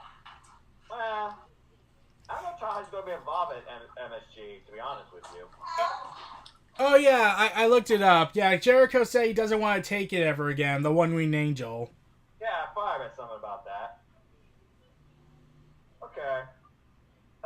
Hangman Adam Page versus Pac. I gotta imagine this is going to be for the AEW Championship, which we know they're building based off of some Mid-Southern title, which I saw pictures of. Eric, who do you see becoming the inaugural champ? Okay, really could go either way, but honestly, I want to see Pac win it if for no other reason than to, like, middle finger the WWE. I would love him to win the title and flip Vince off. Jao, what about you? I think the same way. I want to see literally Pat giving the middle finger to WWE. Fuck them. Imagine if Mark Calloway showed up in the audience as a cameo next to Michelle McCool. Then Vince will kill somebody, most likely. Or pass out from a stroke. What is the gap in the Cody match stuff? Yeah, something like that. Alright, the Young Bucks, Matt and Nick Jackson versus Lucha Brothers, Pentagon Jr. Phoenix. Keep in mind, they recently went to AAA and they won like Lucha titles there from the Lucha Brothers. How do you see this match playing out, Jao? I see the Lucha Bros winning, bro. Alright, enough said there. So do I. What? I also see the Lucha Bros winning. Okay, did Jake mute his mic? I'm seeing a mute mic icon. Yeah, I think it happened when he was hearing when I heard voices in the background for him. Okay. Everything good, Jake? Yeah, I'm good. My mic was just muted. No problem. So, All right, so what were we saying? Talking about the Young Bucks and the Lucha Bros? we're just predicting right now the matches on the Double or Nothing card. We know what the chances are they're going to add at least 1 or 2 more matches, I imagine. Who do you see winning out of that tag match, Young Bucks or the Lucha Brothers? I think with what they did shot an angle in Mexico. They had the Young Bucks win those titles, and Yeah. they have a partnership with them. So I think those titles will be defended as a part of the match now. I think the Lucha Bros are going to win those titles back at Double or Nothing, like the rest of you guys said. So I got Lucha Bros. Okay. Who do you got in Hangman Adam Page versus Pac? That's a toss-up that can honestly go either way. Yeah. I'm going to go with Hangman Page. Oh. Okay, so you're the first out of the 4 of us to go with him. And then Kenny Omega versus Chris Jericho. I have Jericho. Alright. Okay, so I'm really curious what 2 people... I don't know all the roster in OWE, but I'm really curious what 2 people that get set up to face SCU. And I feel like SCU is going to win no matter what, because this will just be like exposure and development, really, for the guys in OWE. Do you guys see SCU losing this match at all? No. I don't see it, nah. It'll be a good showcase for those guys, but I don't see them winning. Yeah. Over the established guys, like the established SCUs. Yeah, SCU fully established. Christopher Daniels, Scorpio Sky. Do you guys see like any celebrity cameos happening, like Stephen Amell or like who people have been pictures with, Chris Jericho and all that type of stuff? Well, I get the feeling Stephen Amell might show up, but I'm not 100% certain on that since he's trying to finish up the Arrow season. Right. Plus, he's got a Crisis on Infinite Earths upon him. Yeah. Okay. This is interesting. Triple Threat women's match. Britt Baker, Nyla Rose, Kylie Ray. Eric, who do you got? Britt Baker. Baby. Yeah, that's my pick too. Yep, Nick, I got Britt Baker also. Now, are we Same. picking Britt Baker just because we know her name is related to Adam Cole, or are you guys like legitimately thinking she's gonna win? Well, I think she's honestly going to win. Yeah, I think she's gonna be like one of the top stars in that women's division I hope she goes until they against get Alex. like a Tessa Blanchard maybe. Oh my Yeah, that god, would be that would be incredible. We know that's an inevitability at some point. I feel like it's an inevitability that AEW is going to work with Impact with all the freaking cameos we got from Impact superstars on being the elite. Think about it. Scarlett Boudreaux. Sorry if I'm butchering her name. Eli Drake. What do you guys think about her gimmick? Huh? What do you guys think about Scarlett Bordeaux's gimmick? Because like it's kind of controversial in my opinion. It can't be as controversial as that one person who pukes in Joey Ryan's area. God. Oh god, Let's don't talk- go there. Don't talk go about there. her. I just I ate. think we have to talk about her. I just ate waffles. Please don't go there. Please. What are your thoughts on it though? What are your thoughts on the stuff she does? Let's not bring up anything specific. I'm trying to wonder, why does she do this? I understand garnering attention and developing your own style, but I've seen her wrestle before. She has talent. Yeah, she does. So why is she doing this? Is she figuring she's not getting enough attention? I honestly believe it's unnecessary and just wrong. And here's the sad part, Vince will probably like it. Oh, absolutely. I mean, that's Vince just- probably enjoys watching puke. He Oh, enjoys God. like puke shit and like puke angles. Yeah, that's true. I almost forgot about all those few games in WWE with Titus O'Neil, Booker T, and Vicky Guerrero and Stephanie.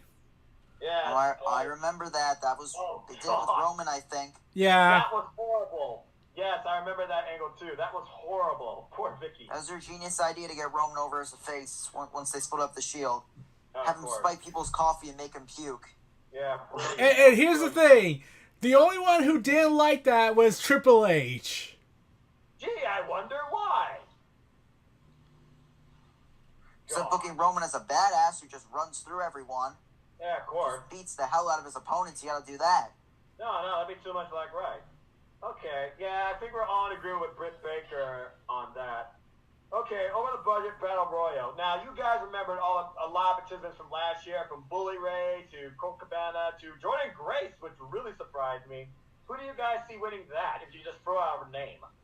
I honestly don't know. I don't know everyone who's in that battle royal. I don't really know much about anyone in that. I know about that guy who's like friends with the Young Bucks. I know about I know Sonny Kiss is gonna be in it. Yeah. No, the Sonny Kiss right now sounds like the most worthwhile name to me to win the battle royal. I don't know if Jungle Boy's gonna And be with it. his story, that he's like, with his like sexuality, I think it makes sense. It'd be a feel good moment. Kind of, yeah. And they're trying to change the world, you know. And I guess it's supposed to be some sort of special prize or whatever for the winner of the over budget battle royal. I have no idea what that could be though. Neither do I. Well, we will see. Maybe they'll establish a mid-card title. Well, they don't. They're already starting the world. We got to introduce the world title first. Yeah, I mean, that's got to be your top prize. Even though they say that, you know, nobody's going to be above anybody else. Everyone's treated equal, everyone's paid equal, blah, blah, blah. And they're going to probably have a women's title. They're going to probably have a tag title. They're probably going to have a mid-card title. I have to imagine those are in the works as well. But again, this is the very first show for this promotion, so you're obviously not going to do everything all at once. Yeah. Yeah. Okay, rumored match, MJF versus Joey Janela. I guess I feel like they might have MJF win. Really? Yeah. Wow. Jake? What about MJF? Wait, what match are we talking about? MJF versus who? Rumored match allegedly is MJF versus Joey Janela. I think MJF's going to win that one. They want to establish him as a heel, top heel. Yeah. He's already MJF. an asshole. I think he's already established that pretty well with his character. Not like in the ring as like a wrestler, not as his character. Yeah. Well, that's So true. maybe win that mid-card title down the road. I think he'd be an ideal guy to put that mid-card title on. Okay. Yeah. So, what signing? Let's talk about people that we really don't like, know a lot about, but maybe are curious that can bring the most to us. Jake, what signings recently are you most excited for in AEW? Jimmy Havoc. Good choice. Yeah. I've heard some good things about that guy from like he's like a big name on the British independent wrestling scene. Yeah, I was gonna say Jimmy Havoc too. He's a very hardcore guy. I'd love to see him versus Pentagon maybe in a hardcore match or Chris Jericho. Imagine if Ambrose leaves and then he goes to That's AEW, and then we can have Jimmy versus Moxley. It would Yeah. make perfect sense. That match would make all the sense in the world. Oh no! I have another match that could make sense. What? Sami Callihan versus John Moxley in a death match. Yeah. Oh my Wow, god. that would be great. Hell yeah. That match with Hell yeah, what? Slammiversary. That match with Slammiversary versus Pentagon and Sami Callihan, I still go back and watch. That was effing brutal. That was crazy. I saw that match and it Railroad was spikes in each other's heads. God. I have to imagine that OVE will one day be in AEW, but I guess they renewed their contract for now with Impact Wrestling. So this is just like a one-off for Double or Nothing. I don't know. To be honest with you. I'm excited personally for Bea Priestley, Mrs. Ospreay. I've heard that she's a very good wrestler. I think she'll be good for that women's division. She was former ICW, Defiant Women's Champion. She's going up against Lana Austin and a bunch of other people. Because I watch like Defiant Wrestling and ICW, the British team wrestling and stuff like that. So, yeah, I feel like she's going to bring a lot of name power and wrestling experience to the AEW's women's division. And you already know how I feel about Allie. If you ever heard of the name Cherry Bomb, you would know what I mean. Yeah. I've seen a little bit of her in Impact. I was impressed. I think she's a good addition to that women's division. Now, I wonder if she's going to turn into Dark Alley or Cherry Bomb eventually, though. I like the women's division for AEW. It's not like the biggest names, but it's good, solid talent. It's unique. It gives us something different, and yet there's still a couple of big names that we do know on there that are sure to bring us great matches. And the whole AEW's gonna fail mentality. Fuck those dicks. Oh, wow. I understand not liking the fans. Those fans are very annoying. Like the ones who are already saying it's going to put WWE out of business, which it's not. No, it's But- not. But And saying Quentin it's gonna Tarantino- fail, that's just a dickhead mentality. Yeah, exactly. Dickhead mentality. Really Like, good at that. okay, at best, AEW will probably go toe to toe with them in the ratings, but that would probably be like maybe 5-10 years tops from now. I'm about to say, you guys realize this is literally the first show of this brand, okay? They haven't even been on for a month, and you're already declaring, oh, WWE's gonna go out of business. Are you fucking Some kidding me? people are crazy, And bro. you're already saying it's gonna fail. It goes both ways. Yeah, especially, how do you like it when Kenny Omega and the Young Bucks and the rest of the Elite like to be playing the meta humor when they're saying, the AEW is nothing but a t-shirt company? That was freaking hilarious. I love how they're mocking those fans who say that. It's hilarious. Exactly. They're using that sort of dumb mentality in their shows to prove a point. And it's brilliant. Yeah. Yeah, Amen. I had written on Twitter like say, hey Vince, this is comedy! And it is comedy. I watch Being the Elite every week. I watch Road to Double or Nothing every week. I watch Ali's Road every So week. do I. It's great content. Exactly. They're doing a great job building towards pay-per-view with easy, simple storytelling on their YouTube channel. And they're actually telling you more about not just the wrestlers, but everybody being involved in the promotion's development and ways they plan to view and basically forecast the promotion. And they're getting they're getting over 100,000 views on their video. To say people don't care, it's just bullshit. Yeah, of course. That'd be too much like right. For a promotion starting up, that's impressive. I mean, like, let's see, Double or Nothing sold out within 4 minutes, whereas WrestleMania still hasn't sold out yet. Now, what does that tell you? Oh, I know. No, WrestleMania is different though. It's like 70,000 people. Like there's always they're gonna tickets say available. Bigger venue. Yeah, bigger venue stuff like that. But- that's WWE, bullshit. WWE didn't even sell out Royal Rumble. I don't think. No, they didn't. Okay, what if the day comes that they do, the AEW does the big risk and go and host a show at the AT&T Stadium and they sold out within 30 minutes? Imagine that. Vince would die.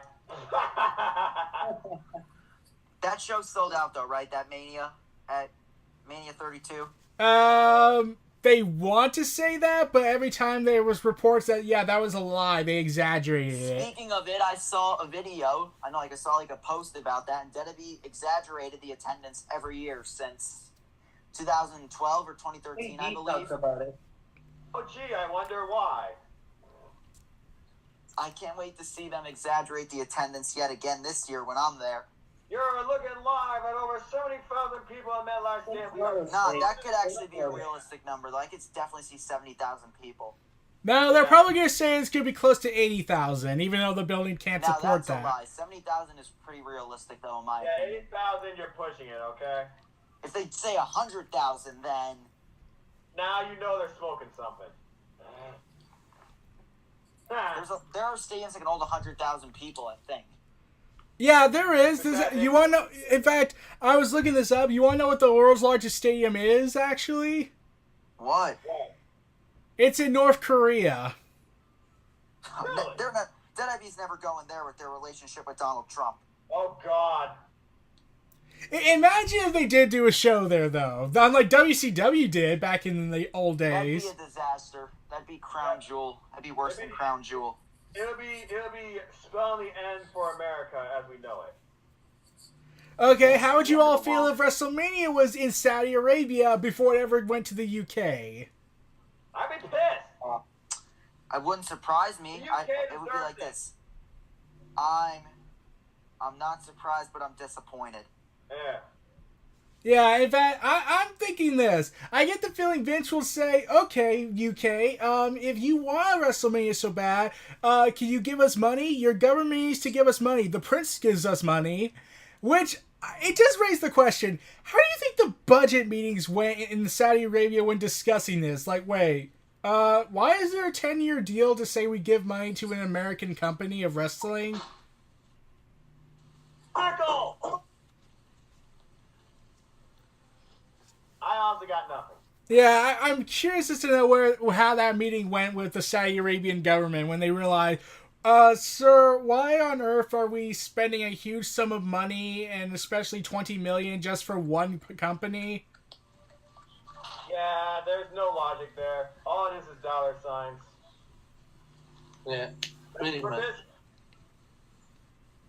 it's like Steven Man saying we can become bigger than Disney. Yeah, that is still BS. Well, Yeah. never. Well, it's not as BS as what the Bella twins been saying lately. Oh, how they think they're Marilyn Monroe? Basically.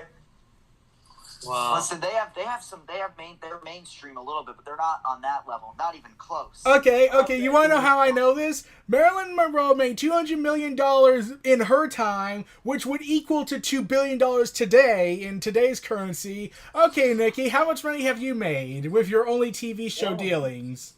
Really, Eric? That much money? Yes. Holy cow. Holy shit. So yeah, Marilyn Monroe has made, in today's currency, $2 billion. Wow. Let me ask you a question. Do you think that she was murdered? I honestly don't talk about. I don't usually look up that conspiracy. Yeah, moving on. What are we talking about? Marilyn Monroe and how her death is usually either saying it's a murder or an overdose. Let's keep this wrestling. Let's not talk about that. Yeah. Yeah, wrestling. Let's go back and predict the G1 Supercard, because we didn't predict There is all a of it, conspiracy so- though about wrestling. People talk about. I think you know who it is. Voldemort? Am I allowed to say his name? Will Vince take down this podcast if I say his name? You mean Voldemort? I say go for it. His name is Bis Crenoir. Oh, yeah. God. That constant conspiracy theory I always hear. He's God. not dead. Chris Benoit did nothing wrong. Right. Johnny Gargano did nothing wrong. That I can believe. That guy, See, Moving Johnny on. didn't do anything wrong. He was just taking out. In fact, okay, so someone actually did speak to me about a year or so ago, saying that they do believe he was murdered along with the family. Oh, God. Yeah, in fact, if I told you who it was, you probably would just say, "Oh, that makes sense why you don't believe it." Go ahead and say it. Let me guess who it was. Who? Was it Charm City Gamer? Yeah. Oh, Oh, my God. God, not that guy. Not that dickhead. That guy is a fucking blow. Really? Yeah, we actually talked about it. I said that at best, Chris Benoit probably had a blackout moment and then realized what he did, and in his guilt, he took his own life. Damn. Once you said that, it's probably someone you wouldn't believe, I knew it was him. I was hoping he was not going to say that name. Well, I technically didn't say the name. It was Jake. Well, It's you true, know, one of but, y'all I mean- said it, so, you know. It's Let's not just- as bad as me bringing up freaking Brie Bella botch. Gee. Oh, yeah. Speaking of the Bella twins, Brie says she considers herself retired now. Thank Good. God. Let Thank her you. laugh. Let her take care of her family. She has nothing else to prove. Actually, here's the thing. That was a few weeks ago. She said this a few weeks ago, and then a report came out that, yeah, now they're tempted to come back to compete for the tag team titles. What? That would be fucking garbage. No! No, please. Bella Twins, that's freaking women tag champs. Sorry, Ken, if you're a fan, okay? Imagine that. Imagine the Bellas as tag team champions. Jesus Christ. Then we'll be getting back 100 steps. Yep, at least. And that's being generous. You know who should be tag champs besides Iconics? I wish they truly did not bury the Riot Squad, okay? Yeah. Yeah, they are bored. Yeah, they got ruined. Hell, you brought up freaking NXT. If they're not going to do Sky Pirates, hell, I'll take the Horsewomen over the freaking Bellas. Yeah. How about NXT UK? Let's do Millie McKenzie and Zaya Brookside, or Killer Kelly and Charlie Morgan. Oh, here's an idea. How about you get a deadly friend-enemy alliance with Tony Storm and Rhea Ripley? Oh, hell yeah! That sounds Oh, awesome. Yes, that sounds awesome. So I think it's safe to say, as far as the next NXT UK TakeOver event, it's gotta be Jay versus Tony Storm for the NXT UK Women's Championship. What else could be on that card? I got nothing. Me neither. I'm just gonna throw it out there. I want to see Walter versus Tyler Bate. Yeah. As far as the tag teams, damn, there really isn't anything yet. Yeah.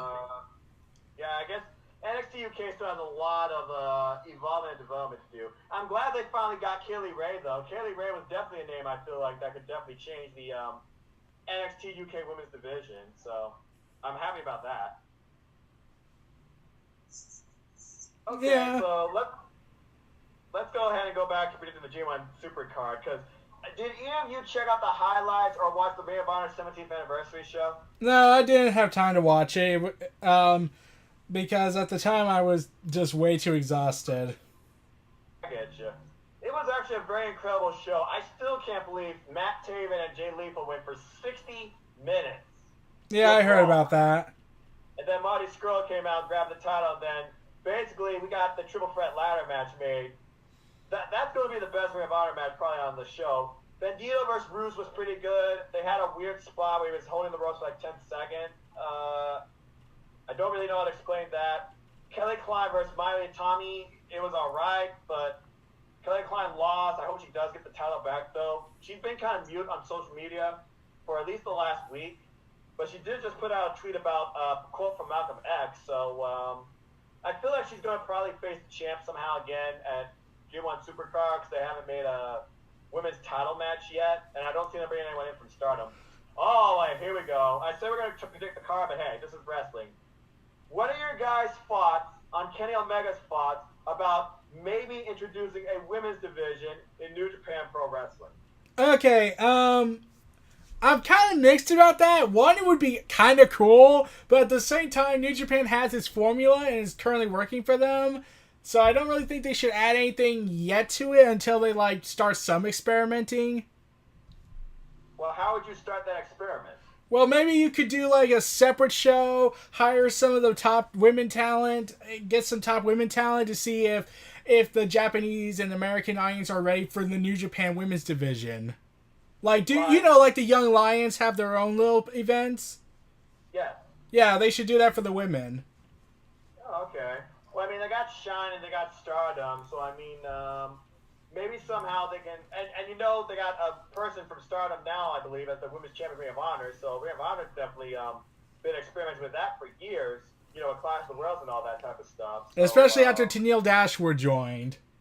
Oh, yeah, and she's still in there for right now. Actually, I wouldn't be surprised to see Tennille Dashwood take on the champ and Kelly Klein maybe in a triple threat. I think she's injured right now.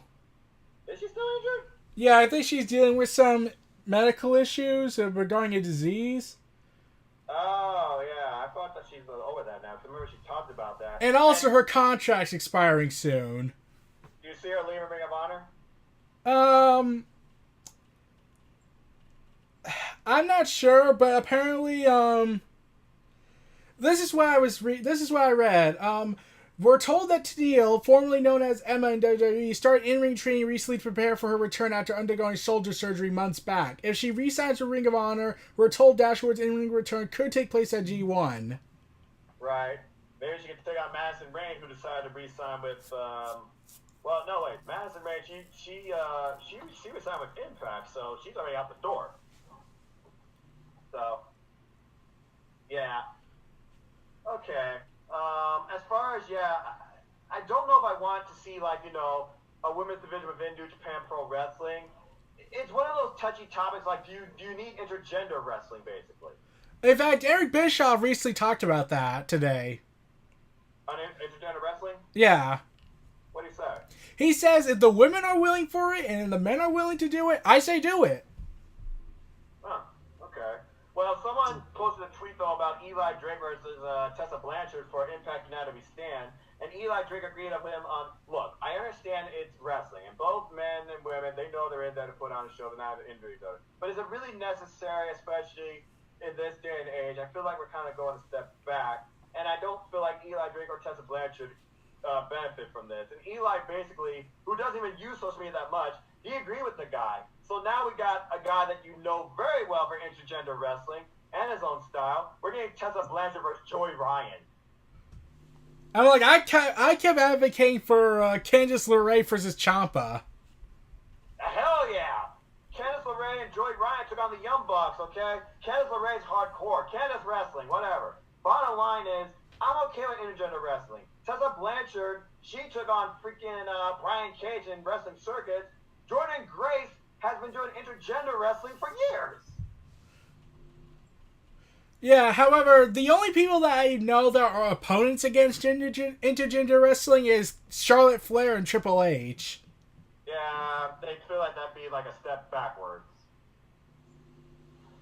I mean, the Mismatch Challenge gave you like shades of intergender wrestling. That's the closest intergender wrestling you probably will get in. Unless you want to do another Nia Jax get beaten down by 3 guys.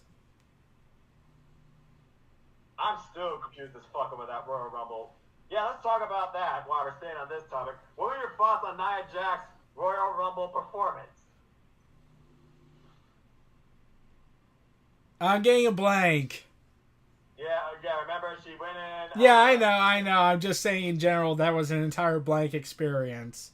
Yeah, I'm like, what the fuck? Did we really need that? Yeah, let's not talk about it. Oh, hey, Dick. Yeah. Oh, my Lord, that was so weird and wrong. I'm man, you fucking trash. tell me about it. Oh, Jake. Jake, what are your thoughts on intergender wrestling or women wrestling in New Japan Pro Wrestling? Women's wrestling in New Japan's not needed, in my opinion. I feel it's the one company that doesn't need New Japan, and intergender wrestling, like you said, like, if the women and men are okay with it, I'm fine with it. Just don't stretch beyond the boundaries of disbelief. Tell me about it. How about Overkill? What about you, Jeff? With Dove, I don't see his name. Okay. Yeah, I'm not gonna lie. I'm looking forward to United We Stand primarily for the Lucha Brothers versus Sabu and RVD in a tag dream match, and also we're getting Jimmy Havoc versus Sami Callihan in a Monsters Ball match. But wait, did you say RVD and Sabu are teaming up? Oh, I don't think anyone cares about Sabu anymore. Oh yeah, well I heard that guy's been a dick online. Oh yeah, he got suspended. Oh, you mean worse than the Iron Sheik? Yeah, in fact, didn't he say a few years back that he hopes Roman Reigns goes overdose and dies when he was suspended? Yes, he did. Whoa. Damn. He just takes things too far. That's the problem. He even made homophobic slurs that got him suspended. Hashtag report, Jesus. The guy is a fucking idiot. Tell me about it. Indeed he is. Alright, let's try and get away from idiocracy back to wrestling. What are your thoughts on the new guy coming to a Bullet Club, El Fantasmo? Oh, I kind of forgot about that. That's the video that's been playing every night during the New Japan Cup before the actual New Japan Cup matches start. He'll be in the best Super Juniors. That'll be cool. I think he'll be a good addition to that group. Yeah, I agree. I know a little bit about him because he wrestled in Defiant Wrestling, but beyond that, I don't know much about him. I guess he's I don't know much about him either. I know he wrestles for like Rev Pro and like other British indie promotions, but besides that, I don't know much. The last time I watched Rev Pro was Neville versus, Pac versus Ospreay. Okay, that match is freaking great. Same. That's literally the only Rev Pro like ever. Really? That's the only Rev Pro match you've ever watched? Actually, no. I watched Ishii versus Walter. I think, yeah, I did. I think I watched Okada versus Ospreay also, because remember, that's how Ospreay got into Chaos. And AJ Styles Link wrestled Jushin Thunder Liger on a Rev Pro and World, so I watched that also. Who do you think's going to be Jushin Thunder Liger's last opponent at Wrestle Kingdom next year? I have no idea, but at least he'll have the he'll choose unlike Kurt Angle was allowed to. And that's why I brought it up. Yep. He'll get a good farewell, I'm sure he will. Once again, New Japan Pro Wrestling exceeding where WWE is failing. What are your guys' thoughts on them one day trying to turn WrestleMania into a 2-day show? If it cuts their hours to 4 hours each show, then I'll be all for it. Yeah, but imagine if they did that, but they added more hours. Well, not necessarily. You Right. still get the same amount of time. It just wouldn't be all in one night. And think about this. Each show can have a battle royale. Each show can have at least 3 matches. Like, one could be filler. One could be like a mid-card. One could be like a main event caliber. And then the other one could be like a moment or a tag team necessarily. Because I don't think you would split it by brand. Like, okay, the first night be Raw, the first night be SmackDown. So we give a fuck about the Raw matches. What are your thoughts, Jake? Hold on, what again? What? If WrestleMania was 2 days. It'd be much easier to watch. I mean, it wouldn't be 8 hours all at once. I think it'd be better for the wrestlers and the fans.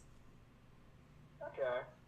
I mean, think about this, guys. Wrestle Kingdom next year is going to be over a 2-day period, and yet somehow Wrestle Kingdom in 1 day, it feels like it's shorter than it actually is because the matches all deliver. Yeah. Yeah, Wrestle Kingdom 13 was pretty damn epic in my opinion. What was your favorite match from Wrestle Kingdom 13, Jake? One card, like you said, I'd have to go with probably the main event.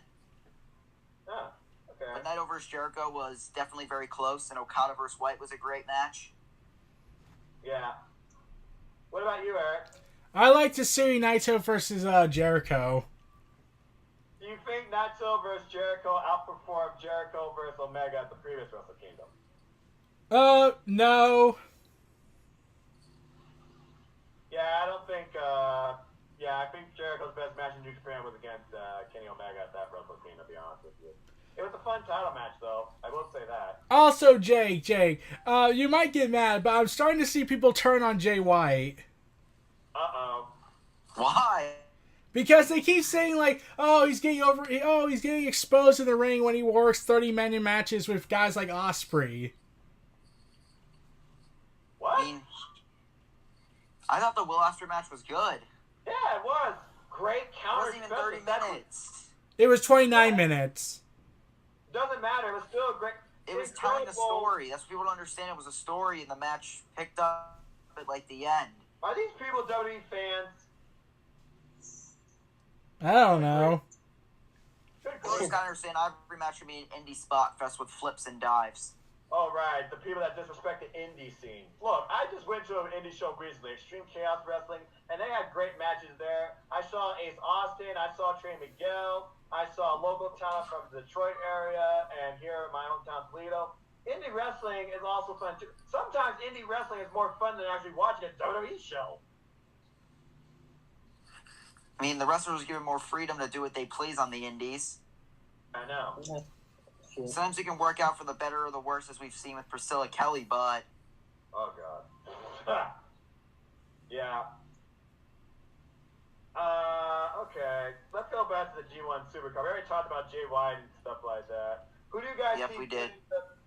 Who do you guys see winning the Ring of Honor Triple Threat Ladder match? Honestly. I see Marty Scurll winning.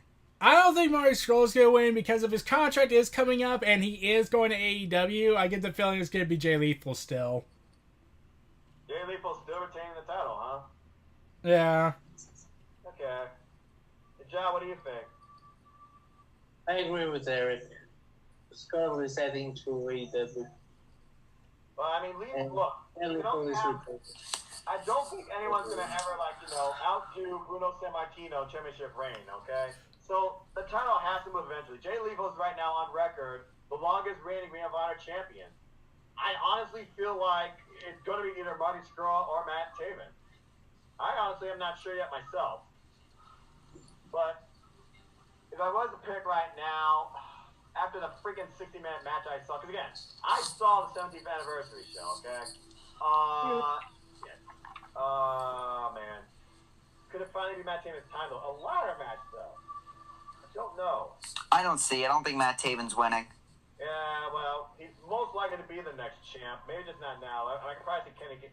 Oh, yeah, right, because Kenny King, he's probably going to try and go for the title. Yeah, it makes sense. Kenny King probably will retain. Okay. I wouldn't mind that. Yeah. What are your guys' thoughts now on the title versus title match? Now that's no longer the Briscoes versus GOD. It's PCO and Brody King versus the God for the title for title match. I honestly have no opinion. No opinion? I mean, I thought they were going to go with brothers versus brothers, so that kind of surprised me, but I'm sure it'll still be a good match. I honestly did not see PCO and Brody King, Villain Enterprises. I honestly did not see them being the Briscoes. That surprised me. But, yeah. I can't see I don't see God losing this one, to be honest with you. Now, what about you? What? I wasn't listening. I am busy right now. Oh, okay, no problem, man. Yeah, Also, I have a question. How do you all feel that Andrade Cien Almas and Rey Mysterio's months of build-up in matches is not going to get a blow-off at WrestleMania? pisses me off. I read they want his hair match, but they did not want Andrade to lose his hair. Okay, here's a better idea. How about just have the U.S. How about you give Almas or Mysterio the U.S. title before you had given it to Samoa Joe, and then do the blow-off match as a Iron Man match for 60 minutes? Yes, exactly. That's a match worthwhile. In my opinion, giving Samoa Joe the title is wrong and flawed. I understand he's been in the business now on the main roster for 2 years, but he's above the United States title. We could have gotten freaking Andrade Cien Almas versus Rey Mysterio for the U.S. title at WrestleMania, and like you said, an Iron Man match. Or In fact, here's the thing: if they made it a 60-minute Iron Man match, that would cut down the match card they were demanding. Yeah, right. It would cut down like maybe 3 or 4 filler matches, if you consider that. I mean, it pisses me off personally.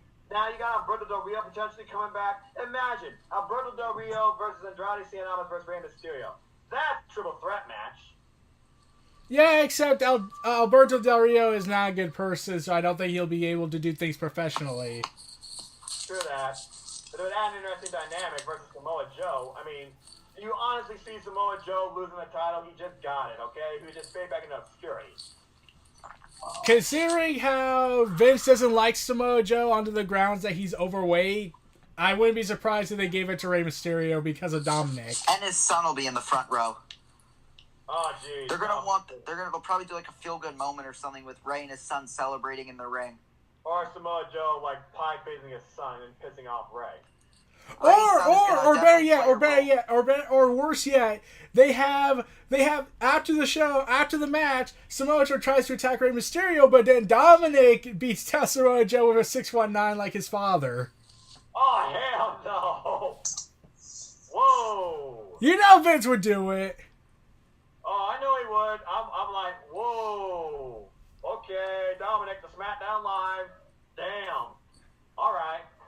What do you guys see happening with the Intercontinental Championship? I think it'll be Balor versus Lashley. Unfortunately.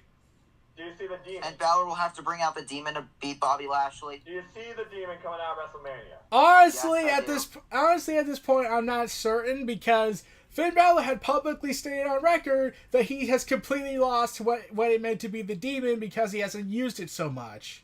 Exactly. I remember reading that. So that's what I'm worried about there. Yep.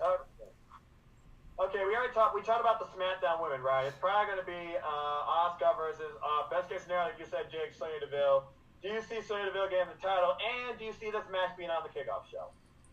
I don't see her getting the title, and maybe it'll be on the kickoff show. I have no idea. Eric? Asuka's clearly going to most likely win because they're probably going to wait build Lacey Evans up for SummerSlam. Great, I'll get to see that live because I'll be going to SummerSlam weekend live. I just want them to let Lacey Evans wrestle. Yes. For once, please. Yes. And change her finisher, okay? That women's right don't mean shit. In fact, here's the thing, Noah. You're going to probably witness Becky Lynch versus Stephanie McMahon. What? That's rumored. I pray that rumor's not true.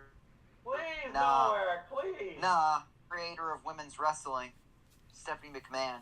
Oh, If- shut up. In fact, did you hear the rumor what WrestleMania was originally how it was going to end? Yes, Stephanie was gonna hug all of them. It'd be like a curtain call with the women. What? Yeah, the plan was this: Becky Lynch defeats Ronda Rousey and Charlotte. They have an emotional embrace. The women come out. Stephanie comes out and joins them in the hug, and they celebrate all at the end of the show. This was before Ronda Rousey turned heel. Lame. Well, Ronda Rousey turned heel is probably the best thing that's happened in this watered-down freaking storyline. Despite the fact you had that post-angle beatdown on SmackDown Live on the new and improved Kevin Owens show. Yeah, the KO show segment was actually really good. I loved it. By the way, how do you see Kevin Owens fitting into WrestleMania? I don't really see a spot for him on the card. I see him probably being on the Battle Royale. Unless they do a multi-man U.S. title match or something. I highly doubt that. Which I could see happening is maybe Andrade will get added. I see him finding a way into it. I would like to see Andrade personally added, that's my opinion. Well, no, actually, I take that back. Jake, Eric, I don't know if Jal saw this, but I officially saw it on social media from WWE's website. Andrade Cien Almas is in the Andre John Royal Battle. Yeah, I saw that coming. That was a fake. Wait, I thought that was a fake tweet. I looked on WWE's Twitter and see anything about it. Was it fake? Did you see it on like Instagram? No, I saw it on Twitter. All right, must be real then. Well, Damn it. that's a Alright, fucking letdown. Yeah, big letdown. Okay, maybe Sandy will actually show up though and be in the Royale. I don't know. Also, do you know what today is? Rusev Day? What?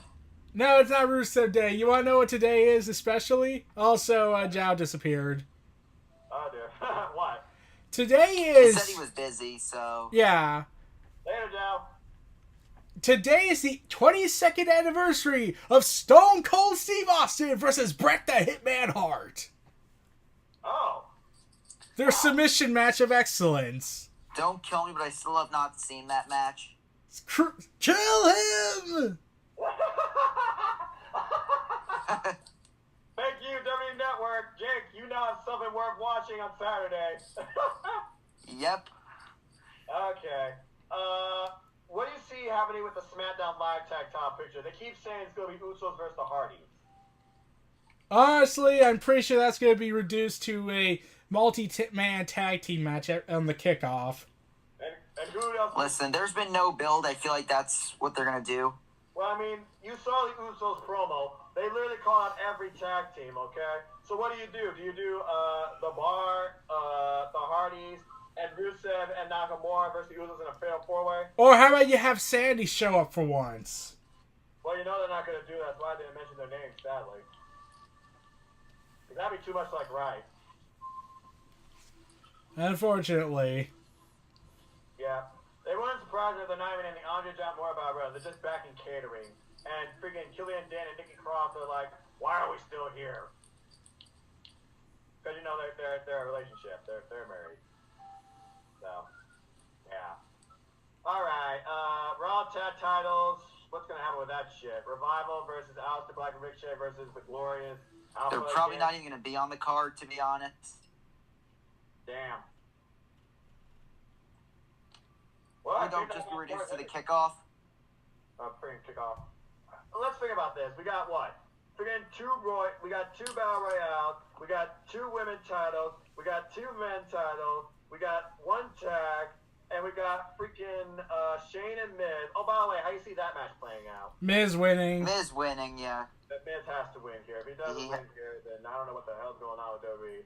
We got Orton versus AJ, which was probably one of the more worthwhile, excitable matches to be excited for. You see what happens when you let the wrestlers go out there and sell the match themselves? Yeah, exactly. By the want a way, promo segment? by the way, I think I mentioned this in the previous podcast, but the only reason Miz and Shane is happening is because of what happened in Saudi Arabia, and even then, that's by mistake. Let the trophy die. I keep saying the trophy must fucking die. In fact, here's the thing. Before, when they announced Crown Jewel, there was no idea for a World Cup event. You want to know why that happened? Why? Saudi Arabia's prince was mad that they didn't win the bid nomination for the Soccer World Cup, so they wanted Vince to compensate for their sad loss. Oh, boo fucking who? So that's why they did a World Cup? Yeah, which is basically the American Cup, but still. I kept calling America's Cup because freaking no international bullshit show. That show should have never happened. And why the hell did Hulk Hogan open that? The prince demanded it. The Oh, Prince God. wanted Hogan. Well, there's your flaw right So right now, I'm looking at the WrestleMania card. We're up to 11 matches because what else do you add?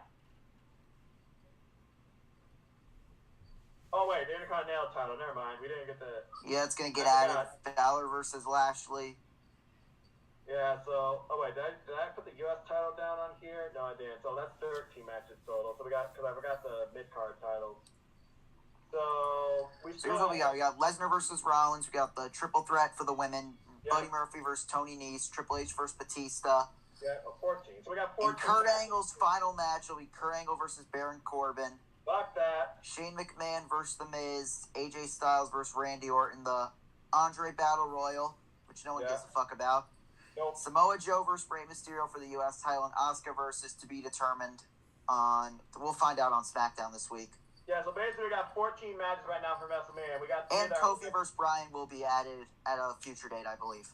Oh yeah, I mean, like I said, we got basically all those matches you named and to potentially add to the card. You're still up to 14. So if they don't do a Raw tag titles, I honestly don't know what else you could add to this card besides a moment or two. If you can call that a match. I mean, hell, we had Eric Rowan versus The Rock in less than 5 seconds. 6. What? It was 6 seconds. Listen, at least this Mania has more singles matches. In my opinion, they should do another multi-person cruiserweight match just to showcase the cruiserweights more. Part of me feels like they should also do a multi-man U.S. title match to get those guys on the card. KO, Mustafa, Andrade. Yeah. In fact, that's the Those only guys- person I feel like should beat Samoa Joe for the U.S. title, Mustafa Ali. I completely agree. Makes sense. It makes perfect sense. How do you guys feel about them adding like an exhibition or interpromotional match with like NXT and an NXT UK talent versus someone from SmackDown or Raw? I don't want to see my NXT guys get buried. Point taken. Damn it.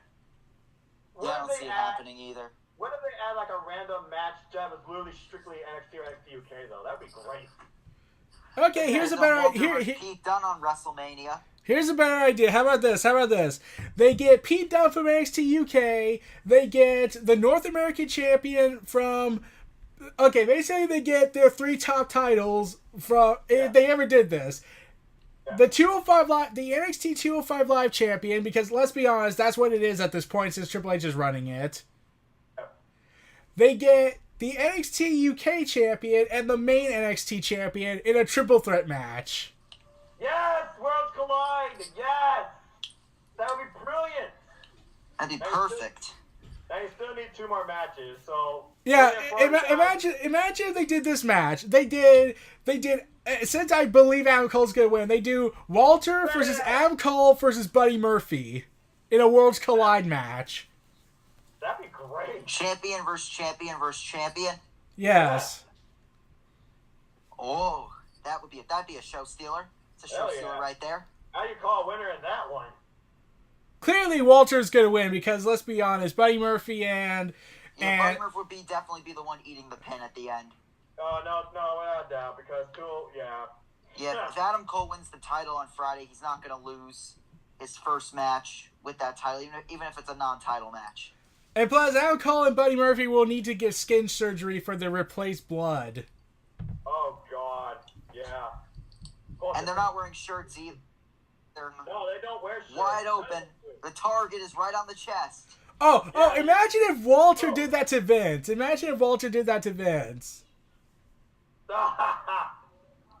Yes, do it. I say do it.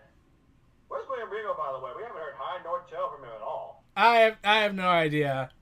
Who's Zero? Huh? Yeah, Zero kind of went missing. Yeah. What happened to the realist, too? I hope he didn't get, like, arrested on copyright strikes. I love his troll tweets. He's quite the troll. Brilliant troller on the internet, and it's all in good fun. He's not causing any harm, and he's not a dickhead. It's trolling done right. Damn right. Hey, do you see, so we already got the Elias concert. What other moments could you see happening at this WrestleMania? Like I said, I really hope The Rock shows up and just does the Elias Battle of the Bands concert. Oh, it's hoping, man. It's hoping. Kurt Hawkins says he and Zack Ryder will never be defeated. What? Yeah, I have no idea why they said that. That doesn't make no damn sense at all. What the hell are you talking about for wrestling stream? Ah, jeez. Oh, what about EC3? What the hell can they do with him? Clean mirrors. He's dead. He's like damaged goods at this point. Yeah, he might as well go back to NXT. Even Dixie So, Carter let's said talk- TNA's not. Even Dixie Carter said WWE's not using EC3 right. And who the hell even listens to Dixie Carter? Let's be If honest. she says that, then that's a fucking problem. Yeah, she even said that. She said this. Someone said, "Go save your cousin. Go save your nephew." And Dixie Carter responds, "Say, tell me about it." Well, do it already. Invade. How about that for edgier content? Do it already, I say. Damn. All right. It really shows that when Dixie Carter, the person who's responsible for Impact Wrestling's current state right now with mainstream people, is saying that Vince screwed up.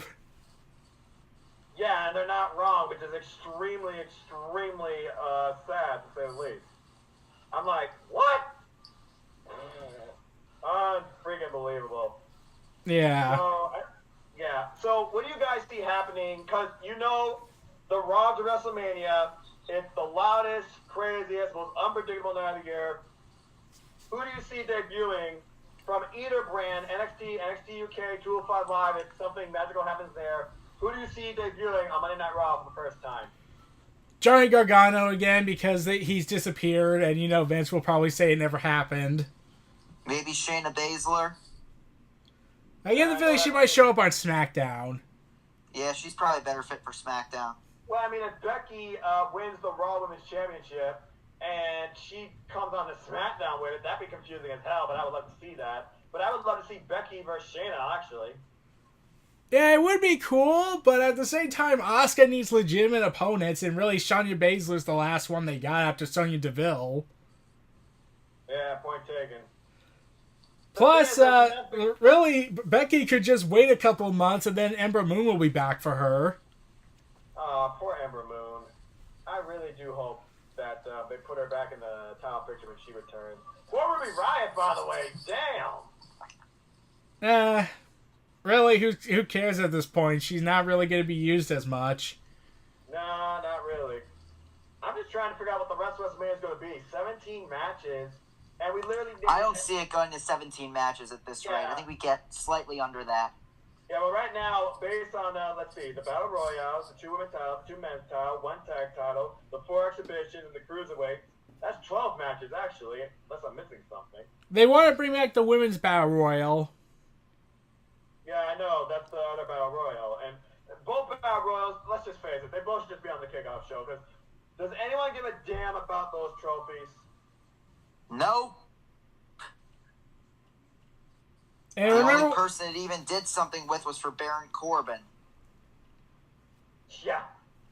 And look at what happened to him. Dumpster fire. and along with Cesaro, we saw how that turned out for him. Oh, man. We were all excited thinking it would launch him to the main event. They gave him Paul Heyman. Yeah. In He fact, was looking so good for Cesaro, and then In fact, Paul Heyman revealed in an interview that the only reason they put him together with Cesaro was for him to brag on TV about my client, Brock Lesnar, conquered the streak. Yeah, my client, Brock Lesnar. I hate that. I freaking hate that. Oh, I forgot about the mid-card titles. Yeah, Jake, I feel like you're going to be in for 14 matches and maybe a moment or two. Maybe you'll get some live, stupid, random performance. That'll be like your bathroom break, because, they like to do like music stuff. I think that's pretty listen, if Undertaker comes out, I'll probably have to go back because it's the Undertaker. Yeah, I've only been to one WrestleMania in my entire life. Listen, I have yet if I to can, go. if I just get to see that entrance live and then you can walk back, I would appreciate that. Yeah, there's your life made. Yep. I did watch Undertaker. WrestleMania. In fact, I've only seen Undertaker like 3 times. One was when he was in the biker gimmick, And I recall this moment, he was fighting Big Show, and Big Show charged up at him when he was in the motorcycle on SmackDown, back when it was the WWF days. Right. The second time I saw him, it was when he was feuding with Kane back in 2010. Right, I remember that feud. And the last time I would see Undertaker in a WWE ring in person would be WrestleMania 29. Oh, man, that was freaking awesome. Let's be honest here, guys. Was that Undertaker's last great match against CM Punk? Yeah. Yeah, because, let's see, I mean, the whole Brock Lesnar thing ended the streak, and then he faced Bray Wyatt, and then he faced Shane McMahon, and then he faced Roman Reigns, both retired, then John Cena gets brought back from the dead, and he faced freaking John Cena at 34. So, I mean, do we really need Undertaker this year at WrestleMania? Honestly, they could just have him show up, Tombstone Elias, and walk out. Yeah, or the lights go away, and you hear a gong, and all of a sudden, Undertaker's gone, Elias is laid out, and people are like, well, that just happened. In fact, the one thing I would just want to see at best would be Undertaker and Sting together in the ring, and they just Tombstone and Scorpion Death Drop Elias. Hold on, Eric. You said you went to make it 29? Yeah. Yeah. I'm just saying, I feel bad for you. That was a terrible WrestleMania. That's why I was saying I was considering this year's WrestleMania, because at least we got more quality content. But then the long hours would be too exhausting. I'm about to say, you consider how much of this card is going to be filler. Again, yeah, NXT TakeOver New York and the G1 Supercard are going to be my highlights of the weekend, that's for damn sure. But yeah, I will be watching WrestleMania, and we might do a predictions thing for it if y'all want. I mean, at Mania talk about it here, but forward to more in terms of matches. It's definitely those two shows the nights before. oh hell yeah. Yeah, No doubt. I was glad that NXT was moved to days before the G1 Supercard. Yeah, that would have been. Don't ever put the G1 Supercard on at the same time as NXT TakeOver. Don't ever make me choose that. Okay, imagine this, Noah. What if AEW got a TV deal and NXT got a TV deal and they aired on the same time on the same night? Oh shit. It'd be as chaotic as the Monday Night War. No doubt about that. Oh hell yeah, that's competition. Okay, so it comes down to what? Okay, wait. Let me ask you this: both on at the same time. Would AEW be live or also pre-recorded like NXT? What if they were both live? Oh damn. With how big of a TV deal they're rumored to get, I see it being live. Yeah, and one of the Turn networks or something like that, like TBS or TNT. TBS. Yeah. Going back to your question, Eric. I don't know if I could choose between the two. I think I would literally have my laptop right next to my 55-inch over here, and then to be a matter of, what do I want to see on the bigger screen? But if you're going to force me to choose, only because I'm more familiar with the product, and there's really only a few names I really know on AEW that I'm truly excited for, I'm sorry, I got to go with NXT for right now. All right. What about you? Honestly, I'd probably be switching back and forth with the remote. Yeah, commercial breaks would be my saving grace. I would look at the match cards before, and then I'd see which one looks better on paper, and then I'd decide. But the thing is, they don't necessarily tell you the entire match card beforehand. NXT does sometimes. Sometimes, but not all the time. They just tell you that next week, this is our big marquee match, and then they don't mention the undercard stuff. They just sell you the big match. Right. We got the Dusty Classic Finals this week. Yeah, AEW, though, they could do like what Ring of Honor does and be like, okay, here's tonight's rundown for this episode of AEW. Like, they give you a little showcase, like, tune in, blah, blah, blah, because I watch Ring of Honor every week on the Fight Network. So, and usually they tell you that to a pretty full extent, but necessarily not completely full. But yeah, I out of the two, if I only have one device, it would have to be NXT. Yeah, I can see that. What do you think's next, by the way, for the horsewomen? If Shayna Baszler moves up to the main roster, would they move up with her, even though they're not nearly ready? Or would they try to establish themselves as a tag team? They would probably establish themselves as a tag team first.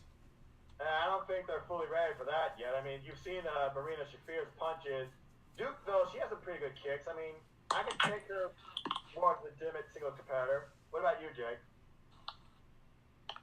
Are we talking about The horsewomen? Of the UFC. Yeah. Those competitive. Yeah, Jessamine Duke and Marina Shafir. I just want them to get away from Shayna. I'm sick of them interfering in her matches. Hey, they haven't interfered in the last few, to be fair. I mean, so... True. Maybe they won't interfere in this one at NXT TakeOver New York, despite the fact it's a fatal four-way, there's no rules. They're going to be like, oh, Shayna's got retained by herself in a match with all these women. Well, think about this. If Shayna retains the match by herself against all four of these women, who's truly next for Shayna Baszler? Candice LeRae? Listen, I don't think Shayna's winning. I think she won't eat the pin, though. I think Bianca Belair's in there to eat the pin. So you don't. So you Bianca's the future. Right now is not her time. Yeah. I don't see Shayna losing the title. Okay, if you're gonna have Shayna lose the title, I honestly want to see her lose to Candice LeRae. I mean, Candice right now is one of the. They just gotta start letting her wrestle though. Like she hasn't been wrestling in months. You can't just like put her right in the title. Yeah, like for some reason they want to do what they do with Tyson Kidd and Natalya. Exactly. No headphones though. Also, she's known as Candice Wrestling, so there you go. It's not like Johnny's Wide. But the thing is, I saw her wrestle at NXT Cleveland and NXT Detroit in tag matches, tag teaming with Mia Yim. So I don't know why they're not having her wrestle though on NXT TV. That's kind of annoying me. But I could see her going up against Mia Yim maybe down the line in a number one contenders match for the NXT Women's Championship. And I honestly want to see Candice LeRae versus Shayna Baszler for the title. Because I don't see Shayna losing the title. You don't. What? Don't see Shayna losing the title. No. I just don't see anybody yet to carry the brand like she has, even though she's rumored to be called up. Io Shirai is probably the most credible because, she pinned her and stuff, and it would be a fresh face and a fresh start to the women's division probably, and that could devolve somehow into Kairi Sane versus Io Shirai, which would be a show stealer. But I don't see Shayna Baszler losing the title just yet. I honestly can see her losing the title when I go see it live at NXT Toronto. Oh, by the way, but go ahead. You think they'll keep the title on her and have her lose in like a one-on-one match? I feel like it's more to build a credible champion, yes. I feel like it's gonna take the title off her without her having to eat the pin. That's my So mentality. you think they're going to do the same thing they did with Asuka? Asuka never lost the title in multi-man matches. She dropped it because she got injured. Yeah, she never lost the title. That's true. She Still relinquished it. NXT. Yeah. She relinquished it, and see what happened since. So, what? Started off this good. isn't- What? It started off good with Asuka. Vince looked like I was thinking, Vince is not going to ruin Asuka. He's actually doing good with her, and then the Carmella feud came. Foreign heel mentality, right, Eric? Yeah, basically, if you're a foreigner, you're either very stupid or you're an anti-American hater. Bingo. That's basically what Vince still thinks is the 80s. Even Becky was like that at first, but then the fans, we love. Well, at one point, you probably read it. At one point, Becky, she was about to be fired. She was like, "You don't like me because I'm Irish. I'm not your golden girl." Like Exactly. I'm not Charlotte Flair. In fact, she like Charlotte Flair. Every women's wrestler was like Charlotte Flair. No one would be unique or different. Tell me about it. Go ahead, Eric. What were you saying? I was like, okay, do you remember what Dusty Rhodes' last tweet was before he passed away? No. Dusty Rhodes had written this on his Twitter. Hold on, let me get it up. I know it was something about Becky. I think I. Yeah. Becky is the future of the women's division. It's going to take wrestling to the stratosphere. Something like that. Job with NXT. I'm happy they're giving the Tell me about it. And I remember that one takeover, the first one, Cody showed up without wearing the Stardust paint. Yeah. Yeah. While he was still the Stardust character, I believe. Yeah. Yeah. Also, this is what Dusty Rhodes wrote. Lynch at NXT Star Time, she'd be great. Top 5 of the last 5 years. Max number 1. Oh man, thank you, Dusty. God bless you, brother. And now it's wine and dine and flames. Oh man, rest in peace, Dusty Rhodes. Rest in peace. Yeah, like here's the sad part about Dusty. If he was still around, he actually was he was almost fired by Vince. What? Yeah, you want to know why Vince was trying to fire him? Oh please, Why? why? Because of that one thing he did to Stephanie, where he raised his hand to her face. Are you kidding me? I'm not. Like, there were reports going around that Vince and Stephanie were trying to lower Dusty's position in NXT because of that improv moment he did that he used to do back then. And they were like, well, Dusty's going to leave after this. So basically, they were trying to lower his position to make him quit. Oh hell no. Jesus. Yeah, because Dusty Rhodes placed his hand in front of Stephanie's face, because, you know, he's from the 80s, he does, that's what the 80 wrestlers did, they improvised to sell a story, Yeah. and Vince is like, you can't do that, I don't like individuality. Vince just wants to assimilate everybody to what he believes they should be. Unfreaking believable. God. Fucking idiot. Billionaire my ass. Shoot, the Khan family's worth more than you. And, What? and like, I'm just amazed that like, I am not, and like, okay, so, how do you all feel about China heading into the Hall of Fame as part of DX? Well, I mean, at least she's going in. Agreed.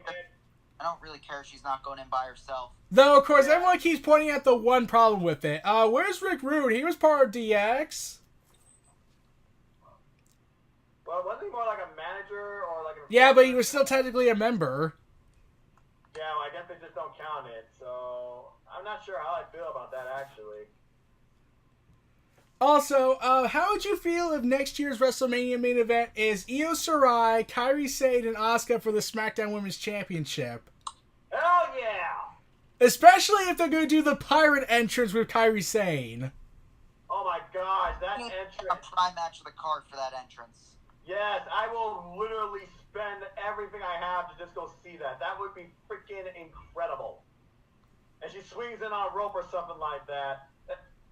I'm fantasy booking. Ultimate entrance right here. Yes, 100%. Yes. Yeah, if they did do this would be the first SmackDown main event of WrestleMania since Undertaker and Edge from 24. Yeah, exactly. We all saw how that ended, of course. You don't go against the streak. Yeah, that would be absolutely incredible, man. You just fantasy booked my main event next year. Take my money. Yeah, I really do hope they do that. However, I wouldn't be surprised if they don't, because Vince will think, look, I'm already pushing it with one foreign top star. I can't push it with 3 Japanese women. Yeah, of course. That'd be too much like right. Too much. It's too much. What are your thoughts, by the way, on the... So we already talked about Dean Ambrose. He's leaving. I saw their Shield match by the way fast, and that was a lot of fun. What are your thoughts on the other people that left WWE? Kenta, Ty Dillinger, you know. Well, honestly, I think Ty Dillinger's going to go to Japan and probably feud with Juice Robinson. I mean, Shane Douglas, he went to Japan. It's nice to see Ty Dillinger going to, like, maybe Impact, Ring of Honor. I think that'd be perfect for a guy like him. Agreed. Yeah, get away from the 10 gimmick and reestablish yourself on the indie scene. Give him a repackage. Exactly. I feel like Ken's going to go back to Pro Wrestling Noah or New Japan Pro Wrestling. Yeah. That's just my opinion on that. I mean, Rich Swann, he's doing pretty well in Impact, but I don't think Kenta would fit there because Impact's trying to recreate the outlook of its roster, which is apparently why they didn't re-sign Ali. Glad AEW snatched her up though. I'm curious how that storyline's gonna end. You know what I want though, and I'll close with this. I'm going to Toronto. I'm going to SummerSlam. Give me the glorious heel Bobby Roode. Never.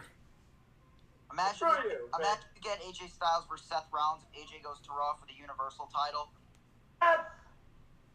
He'll make the Universal title actually mean something. Hell, maybe get rid of the friggin' red leather. And I think it will actually happen, maybe because AJ's definitely going to Raw after Mania. He's like my I top think it's guy. safe to say. I think it's safe to say at this point. But let me ask you this: do you see Roman Reigns going to SmackDown? They almost put him on SmackDown. What was that, Jake? It's a possibility with Fox. Yeah. They want Well, Fox wants all the big games, right? So, and we got that international shakeup. Notice how International it's shakeup. better than Raw most weeks. Is that really a coincidence? No, not really. That's why they're going to treat it as the A show Yeah. for Fox. I hope there's some shakeup of not only Raw and SmackDown, but NXT, NXT UK, and 205 Live. I still think Drew Gulak. Jacob, bring some main roster guys down to NXT. Exactly. Then Luke Harper to NXT. Freaking wasting sanity away. Freaking wasting Nikki Cross. Even bring so much. to bolster that tag team division. Yeah, you saw Nikki Cross how she's looking at the WrestleMania sign, an empty stadium, but she wants to play. She wants to play. Women's match on SmackDown. She should win and fight Asuka. Exactly. Thank you. Fucking Vince McMahon mentality. I'll take Sonya Deville, but it should be Nikki Cross. It should be. She's the most credible. You can call back to the history she had with Asuka back in NXT. But then they would have to acknowledge the last women's standing match happening in NXT first and not Evolution. Say Asuka versus Nikki Cross for the first time ever. Exactly. And you remember, speaking of last women's standing, remember when they did Charlotte versus Becky? They said it's the first ever last woman standing match. Yeah. Yeah. How many times did I retweet out Asuka versus Nikki Cross, last woman standing NXT? That And let was me an ask you this. example of another hashtag WWE retcon. Exactly. Push the button. Bring out Megas. Push the button, Eric. I already did. Oh, God. And by the way, which match did you think was better? Becky versus Charlotte, last woman standing, or Asuka versus Nikki Cross, last woman standing? We can agree on this. It was certainly better than Ronda Rousey versus Nikki Bella. Oh, hell yeah. Listen, I'm going to say it, the main roster actually topped NXT. I actually think Becky versus Charlotte was the better match. Really? It had more of the story, that emotional story that got you invested. And plus, they went with the right winner. Really, it was kind of predictable Asuka was going to win. True that. For WWE, you had a sneaking suspicion they could give it to Charlotte, have her win another women's title at And tie with Trish Stratus. Exactly. introduce the women's tag titles at Evolution. I figured that'd be something they would want to do for their first ever all-women's pay-per-view. Do you feel like at one point they want to do Trish Stratus versus Charlotte Flair? Instead of putting the Iconics in a battle royal, they could have done the Iconics versus Trish and Lita versus Sasha and Bayley versus the Riot Squad. Yeah, there you go. We don't need Samoa and Slaughterhouse. Better. How is Nia Jax still wrestling? Someone explain that to me. Ember Moon in an interpromotional singles match. Yeah. Oh, but Eric, explain to me how Nia Jax is still wrestling. If I was to find a way to explain this, I would say magic. What the fuck? Disney's involved in this now too? God. Next thing you know, we're gonna cameo from Donald Duck on Monday Night Raw. All right, so I just seen this tweet. I want you guys to hear. I want your guys' thoughts on this. Go for it. So someone put out this tweet. It's unpopular opinions with WWE. Ronda Rousey has already done more for the women's division than AJ Lee. What? I would say no because AJ Lee exposed the women's division for being just a bunch of cheap, plastic TV superstars versus wrestlers. And I feel like AJ Lee brought something unique and different that even Vince didn't truly care about his own time. He really wanted to use AJ for like her mental conditions. She is helping it. I'll give her that. Ronda is helping. I'll agree with you on that. But as far as more than AJ Lee, Bella Twins. no. Eric, your thoughts? Do you guys remember 2015, the Bella Twins and Nikki Bella's title reign? Yes, and how she mostly won because Bree stuffed her bra, and they tried to blow up Twin Magic. It's just awful. Also, this is what Nia Jax says every time when people say that they don't like her. And what's that? I still get paid. Has Baron Corbin said that? No. Nah, you guys want to hear a story about Baron Corbin? Yeah, go for it. I once tweeted out. I didn't even add him in the tweet. I just said it was a SmackDown match. I think he wrestled against Ty Dillon. A random episode of SmackDown. I think he botched the finish, and I said that was a botched end of days, and he blocked me like a few days later. Like, Oh yeah, I think you mentioned that. Yeah, I remember something about that. why is Baron Corbin going through the fans' tweets? Does he really care that much? Is he that sensitive and insecure about himself? He still wrestles, and Ronda wants to quit, so really there's a big difference. Yeah, about to say, he's not saying that he's going to quit after WrestleMania, so there's that. Yeah, at least Baron Corbin, he embraces the heat. I'll give him that. Yeah. So what are your guys' thoughts on all these people Ronda, they hired? fans boo Ronda, she throws a tantrum. Yeah, and she talks super fast, and truth be told, she has like this condition where I she think can't... Ronda a lot better, though. This version of Ronda is what we should have gotten from the start. Oh, I completely agree. Heel Ronda is what should have came in the very beginning. I always hated, like, you're smiling during your entrance. You're supposed to be this badass. Baddest woman on the planet. Shouldn't smile like that, okay? Charlotte, I'm sure it'll still be a great match at Mania, but adding her has kind of ruined the build to the... I'm just with that match. I'm like, can we get to Mania already and get to the match? Yeah, I mean, if you're gonna not put Charlotte in this match, chances are they're gonna do Charlotte versus Asuka again. Same way with Rollins versus Lesnar. Yeah. That's every Brock Lesnar match for me. We just get Suplex, to it. Can we get it? Suplex, repeat. Suplex, repeat. Suplex, repeat. Suplex, repeat. Good grief. Oh, I remember that promo. It was 2014. Basically, Paul Heyman was foreshadowing the next 5 years of booking for WWE with Brock Lesnar. Well, you know, Paul Heyman was absolutely right. It's not a prediction, it's a spoiler. He spoiled the last 5 years of Brock Lesnar. Indeed, he did. Damn it. I guess this is why he's the greatest advocate of all time. Not manager, advocate. I'm trying to check how many matches has Brock Lesnar lost since the Suplex City started. Singles. Roman at SummerSlam 2018. He lost to Goldberg. Oh, you have to fucking remind me of that, Travis. By the way, I actually popped when it happened because it was a shock. A minute and 26 seconds. But then after that was like, all right, can we just get this over with? Yeah. But hey, to their credit, now you're kind of like stretching it out too far. that last match they had at WrestleMania 33, where it was only 7 minutes long, was one of the best matches on the show and way better than WrestleMania 20. And they had to bury Kevin Owens to get there. No, they didn't bury him, but they had to like kill his momentum. Of course. Also, did any of you watch that whole Kevin Owens 365-day video he did? Yes. Yes, I did. Okay, remember how he said... Okay, so there were several storylines going around regarding Kevin Owens' Universal title run. It was, Chris Jericho himself confirmed this, that was originally going to have Chris Jericho versus him for the title, and Chris Jericho was going to win it. Right. And when they did Chris Jericho versus Kevin Owens for the U.S. title, everyone loved it. Kevin Owens said he didn't like it. He felt like something was missing. And then Vince, for some reason, just says, no, I didn't like it. And he never gave a reason why. Right. And it just It's like, okay, here's the thing I was saying in a video when I saw that. I was like, okay, I could get Kevin Owens not liking the match because it's Kevin Owens and he feels like he could have done better in his eyes. But what did Vince hate about it? He never gave a reason.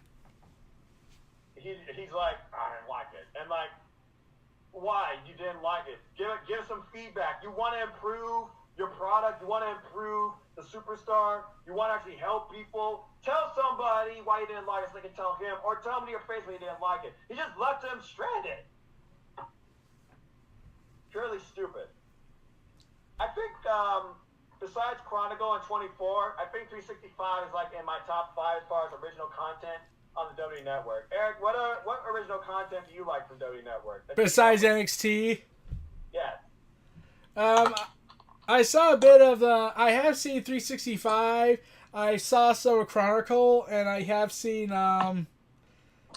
If I was to remember, I've also saw a bit of WWE Untold. Oh, the ECW story? No, the Eddie Guerrero one. Oh, nice. Hold on, guys. Now we're just talking about like Kevin Owens, like the plan for that feud with Jericho, the original plan. Yeah. So I'm assuming Lesnar versus Goldberg would have just been non-title then at WrestleMania. Pretty much. Yeah. And Lesnar would have beat Jericho, I believe. I think that's what they also said. Yes. Which would have been.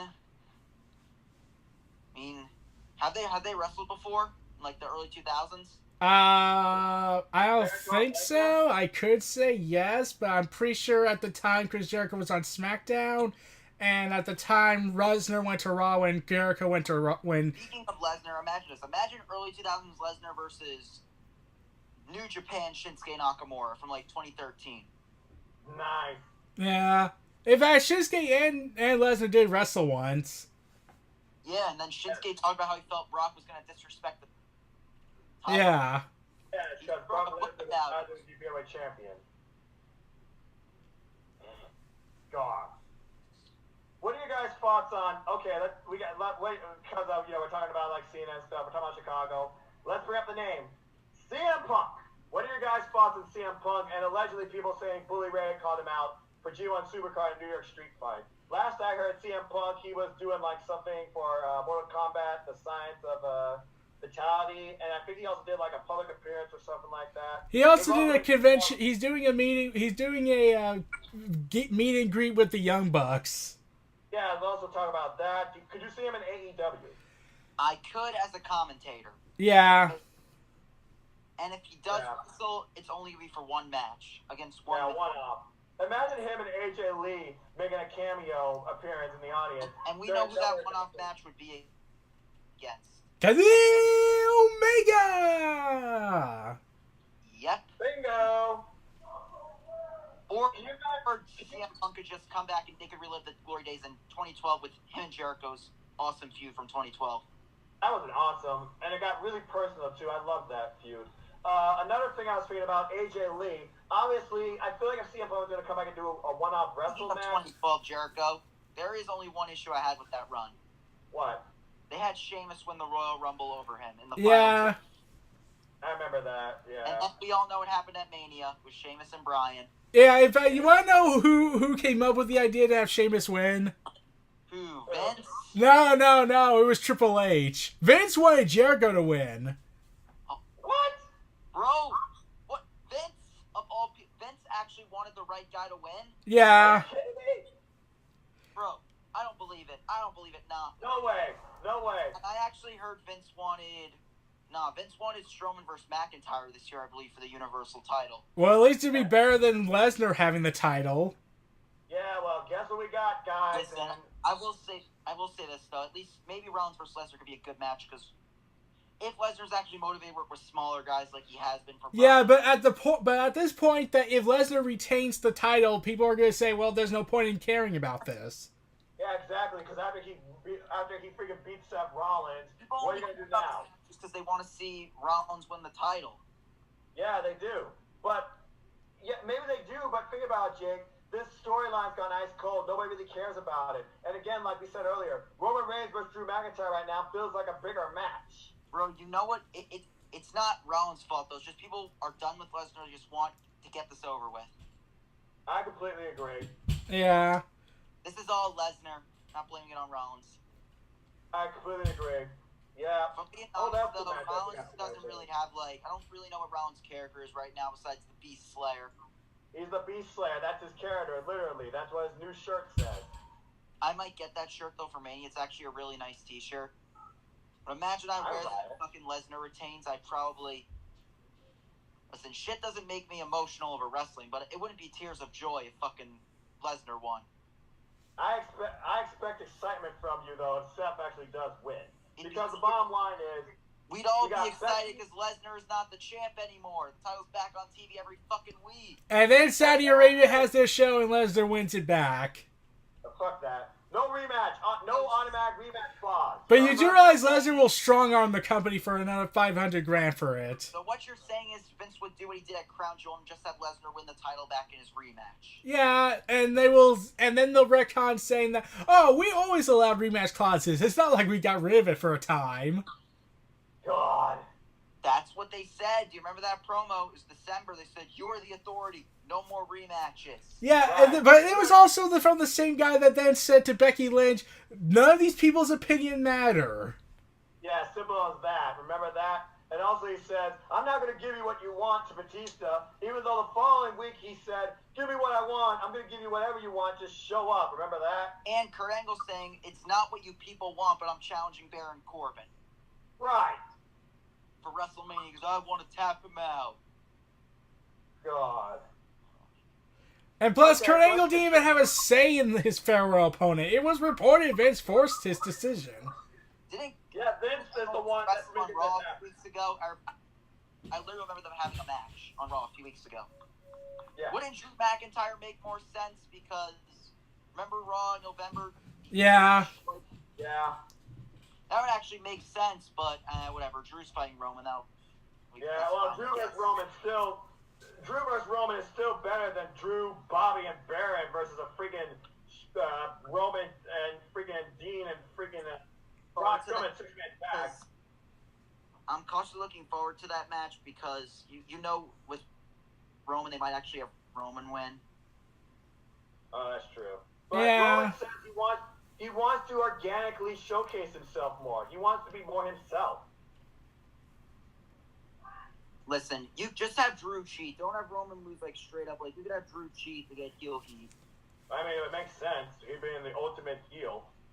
That was a great way to write off Dean Ambrose, in my opinion. That Falls Count Anywhere match and the Was Ambrose not on Raw this past week? he was after the show went off the air. What are they gonna do for Mania? Is he just not gonna have a match? He's gonna be like, is he gonna be out there for like Roman's moment, whatever that is? Or worse, they do that rumor Nia Jax versus Ambrose match. No! No! Nia's in the women's tag titles. Thank God. Keep her there. Keep her there. If anything for her to not wrestle Dean. Okay, fine. I'll agree with you on that. Just on that sole statement.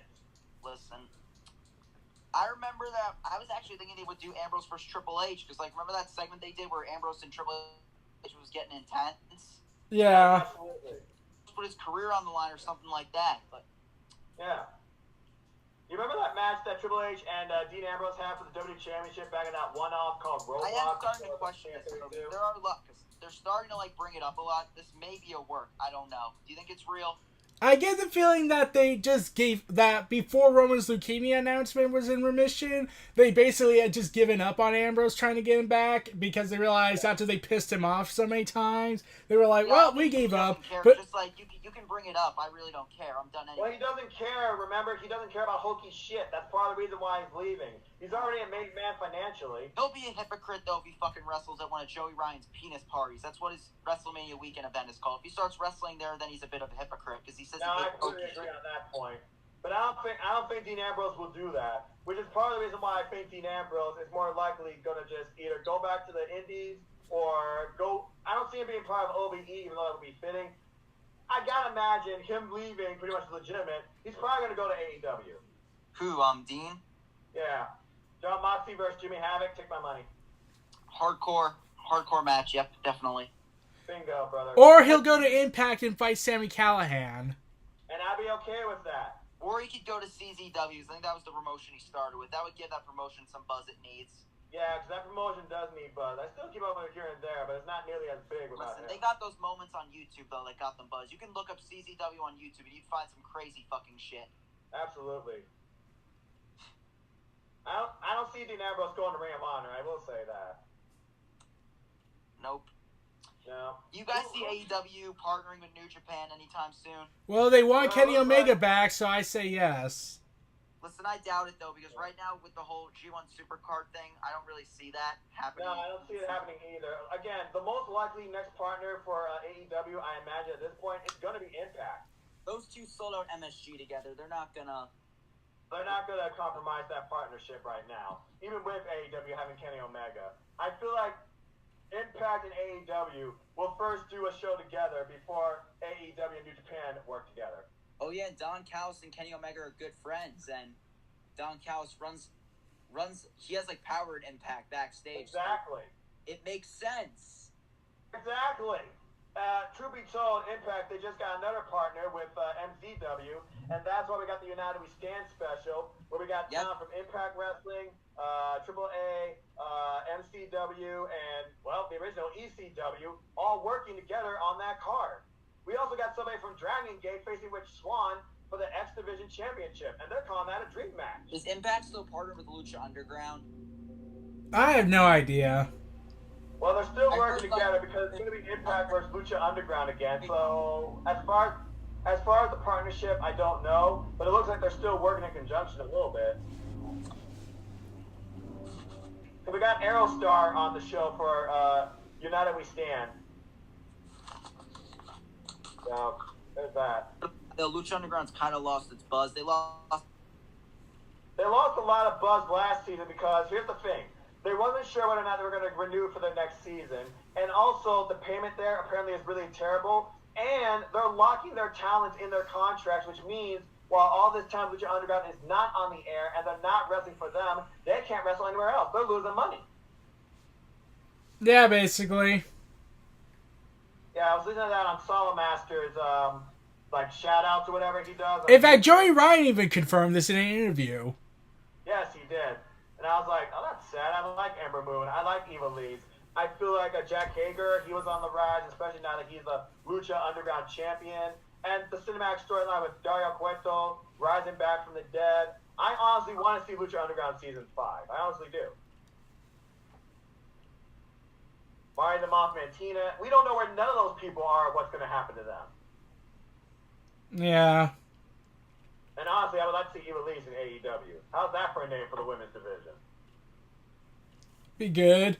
What if they decide? What if someone out there decided, okay, after what happened with that controversy a few years ago, we're gonna book Sexy Star versus Rosemary? That would be interesting, actually, because you know, time heals all wounds. I mean, Sexy Star, she's a great wrestler. Rosemary, she's gonna need something now that Allie's leaving Impact Wrestling. Okay, so that'd be interesting to say the least. Yeah.